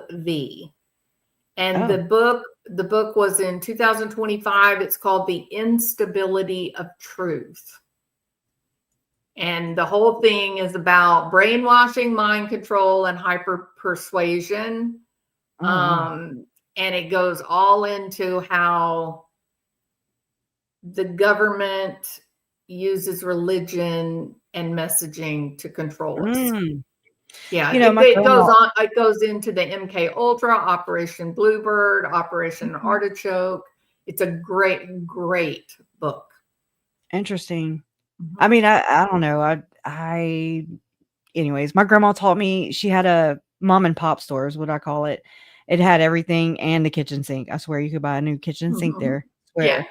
And they had it for like 50 years. I had to, I worked there, did my time, I say, like we had to bag ice. Anyways, I remember being a teenager and mama was like, yeah, if you put the candy bars here when the mom or dad, when the parents are checking out, this is right here at eye level for the kid, the candy bar, the kid.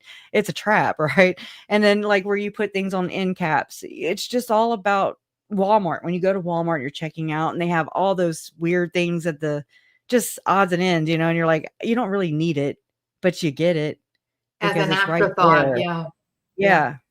And all the sugary cereals are bright colored boxes are at eye level with the kids, but the healthy stuff is really high or really low. That's all done by psychologists. Same with the generic stuff too. I'm like, where's it at? And it's hard to find. It's right next to it. It's hard to find. That's right. So they have this stuff down to a science, and they're way ahead of us. I do believe. They do. We're still like, do they do it or do they not do it? And they're doing it and then sharpening it, and where you have what, wax on your apples? I am just furious about plastic on my apple. That I was so mad when my husband showed me. I was just disappointed, man. It's disappointing. It scares me. It just where there are actually things that they're selling to us as food that is defined as poison in Europe. It's terrifying. Wow. Yeah. But this Frank Vandersloot guy? So he, everything you were talking about, who he is and big money and all that kind of stuff. He went and did his 2-year missionary work in the Netherlands, where he just so happens apparently to be related to Jorn Vandersloot, the guy who killed Natalie Holloway. Okay, I wondered. No, I didn't know that. You just said breaking Isn't news. That crazy? Okay. He's the 92nd largest landowner in the United States. Wow. He owns cattle. He bought those radios. What East Idaho News became to cover my family's story, I'll say somewhat kind of exploit it, whitewash it a bit. That's my opinion. It was totally whitewashed. Yeah. The horror of it was erased. Yep. Distanced and we don't do that. We don't do that. We don't practice that. Well, anyways, so he bought a couple radio stations back when Adam Steed, you remember Adam Steed? I don't know. Jodi Hildebrandt. He's the reason that Jodi lost her license before. Yes. Because now she told like BYU, where he was going to school, where he was married to this church leader, a hierarchy, up in the hierarchy, his daughter. And so Rowena, whatever her name was. And like Jodi she separated them basically. She did just like what she did to Kevin and Ruby. And then she started like, that's their counselor. Okay. And then she just started. Didn't she say he was liked men? That's what she said. Yeah. That's the truth. So that's so evil. It is. It is. So it makes me think of Lori with Joe. I'm just like, I don't put it past them. You and I, we've talked about that before. I think we both believe she did that. Yeah, I believe that really empowered her. Yeah, I did too. Yeah, that was the first time she got money, financial for murder. Yeah, and just got off on it or whatever she did. I mean, that made her feel so powerful. Yeah. I mean, the way she called the insurance company with such impunity. Like she it's terrible. Yeah. Me. Yeah. Like she just she was just counting it, Oh yeah. Until she wasn't. I mean, I have to say, I'm happy she didn't get it. I'm happy because she would have paid for her defense with that too. Of course. I mean, just like Chad did with Tammy, it's like, it's disgusting. And him and his letters, he's gross. And I do believe he is 1 degree. He is saying like, hey, I'm not soliciting money. I don't make any money off this, but you do, Chad. But you do. Because you're including links now. Your daughter, your son, your children are including links now on this page. And one person just has, even the link to his book. I don't know how they that's can in keep Emma's that name. up. Huh? So it's all going through Emma's name. That's how she's laundering making money. Wow. If anything. Yeah. It Y'all does oughta go through sue her her. anyway. Y'all I oughta really, sue her. mom, if she's still here, like, I Y'all know oughta she's sue looking her. into it. Yeah. It's I would. bullshit. You I don't would get to sue. like do that and then torture your victims further. Correct. Like, to me, that's Gypsy Rose, Like, let me tell you something. So I had interactions with the so what's the name of the oldest son? Not Garth. No, okay, so what's Seth. the next one then? Seth? Seth? Okay. He's the one helping right now. Okay. I had interactions with Seth at the beginning of all this. I don't even think that the kids I don't even think they had been found at that point.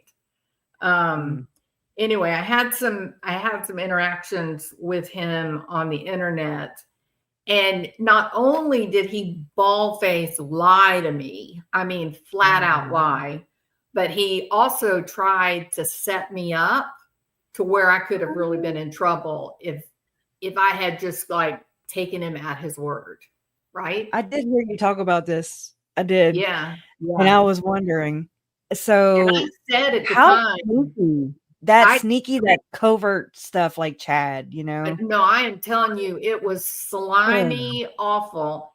And so I thought, I really shouldn't, speak out on this. They're kind of like victims because Tammy. Benefit of the doubt. Right? Like the whole thing. Then later on, I started hearing so many people talking about, oh, it's so sad. I feel so bad for the kids. And I finally just said, you are so off base. They are on board. they are in the family business. Yes, that's exactly. And generational and too. Yes. I believe they were generationally trained up this way too. And Yes. that's why we're like, oh, well, that's how we would feel. We're putting our feelings onto people who were not raised like you and me and all of us here. Yep. And they're inverted. And I don't know what that means on Tammy. I don't know. I'm not here. I wasn't there. She's not here to defend herself, but she was throwing ratings apparently on some children. And I'm not saying she deserved to be. I'm not saying nobody deserved to be. Yeah.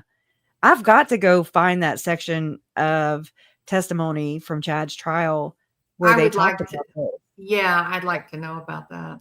And I want to have it available because it needs to be talked about. It does. Somewhere, especially from all that you've uncovered. Right. That's part of the picture, right? Like her children aren't being honest, or people maybe didn't know. I don't know. Again, I wasn't there. But something that they see is pretty normal. She was, I do know that her and Chad, Julie, Zalema have all successfully gone through Dr. Bradley Nelson, the body code, emotion code, where they're doing the muscle testing and all that, which interestingly enough, M. Russell Ballard created what Scientologists use today to determine whether they have body thetans or not, which whenever M. Russell Ballard invested in this e-meter, okay, it would test, it's basically muscle testing. Okay. That's what it was. And they are connected. By the way, there was a prophet for a brief time in the LDS church named Heber C. Jench. And then he also went over to the Scientology church and he was a leader there too for a time. That wouldn't surprise. I think people have certain mindset and they're attracted to things like that. Blinders, like I would laugh off somebody inviting me to Scientology, right? But I also don't get too excited about going to Sunday church either. So, but other people would feel like, you know, God would smite them if they weren't in church, right? So people are, you know, they think they have the truth. Yeah. A lot of these people and they tangle God within it. And so when people leave the church, they also leave God a lot of times because they've weaponized God. Oh, you should read the book by Jordan Peterson. I don't know. He's one of them. I can't. I know. You can't hang around because I'll be like, nope. Sorry. Men Who Wrestle with God is the name of the book. It's all about just that. It's wow. It's not it's not an easy read because he, you know, is smart and it's sometimes hard to follow. But no, I don't think he's one of them. He hates their guts. Yeah, he hates their guts. So I don't know. They've done everything. They've done everything to destroy him. You know. I heard he was sick. Actually, he's very sick. He's in and out of ICU for a couple of months now. He hosted Tim, and that's just one of those things. I watch people who host, who provide him a platform, and so my eyes on him. You know, I'm just saying that he's been badly maligned, and they tried to ruin him. Well, I guess they probably did ruin him, but no, I don't think he's in the club. I think that's why they went for him so hard because he wasn't in the club. Okay. Yeah. I've heard a lot lately this past week for sure that people need to stop thinking or feeling. You like making decisions just off feeling. And I'm like, well, yeah, just you're wholeheartedly just using your feelings. No, that's excess. I'm sorry. You're feeling to lie to you every time. Right. And so I think God gave us our body systems, you know, to govern, to survive, to, you know, I mean, all the things. So use those together. Don't not use something. Because if you don't use it, so, you know, for after a while of not using it, you don't exercise that muscle, so to speak, anymore. Yeah. Yeah. And so trying to sharpen your discernment and your gut feeling, trust your gut feeling. I wouldn't second chance that. I mean, that doesn't blanket everything, I don't think, but just try to be wise and not be impulsive, you know, that too. Yeah. The impulsivity is the big problem. That's another thing with MK Ultra type stuff is if they get people scared or if people are scared. Well, it's all dependent on being scared and not having an identity. Those are the two essential conditions for it to work.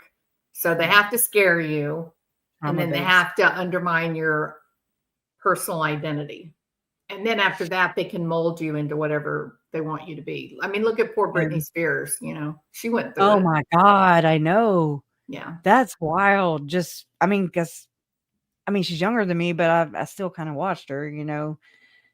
I mean, her song, I'm a Slave for You. That I love that song. Now I'm like, oh God, that's so telling, you know. But anyways, well, I appreciate you coming on here with me and chewing the fat. Absolutely. It was wonderful. And we talked for so long. Everybody talked about Lauren's 9-hour live. How long have we been on? I want to say 3 hours. Oh, 3 hours and 25 minutes. Oh my God. We're not in competition. But y'all go subscribe to Jules at Allegedly Innocent. That's her channel right here. And just check her out. She likes to cover different things and people who are bad actors in this space who kind of I'd say weave themselves into these stories and then make it about themselves and about making money and really gross stuff. So I tend to get triggered, and when I get triggered, then I go, I'm gonna make a video. And you make the best songs. Oh, I love doing my songs. I always put a song out. I got a new song now about John Bolton. So. And I'm like, I was blow drying my hair too while I was listening to it. So I was like, you don't know who John Bolton is. You were one of those who said you didn't know who John Bolton is. Michael Bolton, I was thinking. I was like, no. John Bolton is a baddie. He is a George W. Bush acolyte, right? He was in the Bush administration. He's George H.W. Bush's so was Tim. So right Tim was hand. in 3 of them. Well, and so the connection between George H.W. Bush and MK Ultra through the Hinckley family. President Hinckley was the Mormon Church prophet. Sorry. And maybe I've been trying to figure out if Hinckley was the one that shot Reagan, right? Reagan, yes. So so there's a lot, so things are kind of messy and stuff there too. But but yeah, so John Bolton is one of those, and he's been indicted and arrested. Well, I've not heard his name one time. Yeah, well, you type it into a search engine, you'll see it. He's got this big old cowboy, West Texas mustache. Yeah, but he's not a real cowboy. He doesn't have. Oh wait, is he? Oh, with the missing or the almost drowned? No, that's probably not it. Did he almost drown? I don't remember. There was a wife or a mother and some children who almost drowned. And then that's in Texas somewhere, West Texas, a billionaire or somebody rich with a mansion. I don't know that one. I don't know that one. I have been freaked out by our serial killer. I think that the Austin serial killer came to Houston. There's John Bolton. That you snake. He looks like a nerd. You damn snake. Look at him. Like, you got a song made after this is you. Actually symbolism that I've been looking into because I've been learning about the signs, the symbols that they do with their Illuminati shit. Yeah. And that's one of them right there. That look, another one over here. Look how many different pictures he does over here. Sign in. Wow. Man, yeah, I don't know what it means. Yeah, 1, 2, 3. He's Illuminati right there. Look, boom. Right. Yeah, they love to sneaky shake hands. Snake. They like the hand hug. Snake. Yeah. He's a bad guy. So he got a song. I wrote him a song. So. Is that his Mason ring right there, or what? Let me see. Oh, it's not a graduation ring. Looks like one, doesn't it? Yes, ma'am. It's crazy. I'm learning so many things about the world I live in, and I hope everybody does too. I hope everybody learns about the world they live in because it's your world too. I'm telling you, like how many people in here know that the Titanic was actually an insurance scam? Yeah. I didn't know that when I watched the movie and she was like, oh, grandma, just saying. It's like the history. And I actually took college classes that were history, American history since 18, whatever, I forget. Yeah. But I loved it, and it's not right. Right. So when my kids tell me about it, I'm like, oh. Yeah, we're being told what to believe. We're being told what to believe. But look into the Titanic and the insurance scam. So all those people died for insurance. So people got wealthy to a level that it is intergenerational wealth off of that one boat sinking. I always said I wanted to be that lady that had new money, or the one that put it in the oven, or she was on Titanic. I forget her name. Molly Brown. Yeah, that's it. The unsinkable Molly Brown. New money. Yeah. Nouveau riche. All right. Okay. Well, thank you so much for inviting me here. I appreciate that. And all of your people in your chat. Thank y'all for listening. And I hope I didn't ramble too much. Oh, no. No, you're perfect. Perfect. I appreciate it. And we'll talk soon. Absolutely. Okay? You have to come on my channel now. Okay. All right. We're going to do it. All right. See you later. Bye. Bye, guys.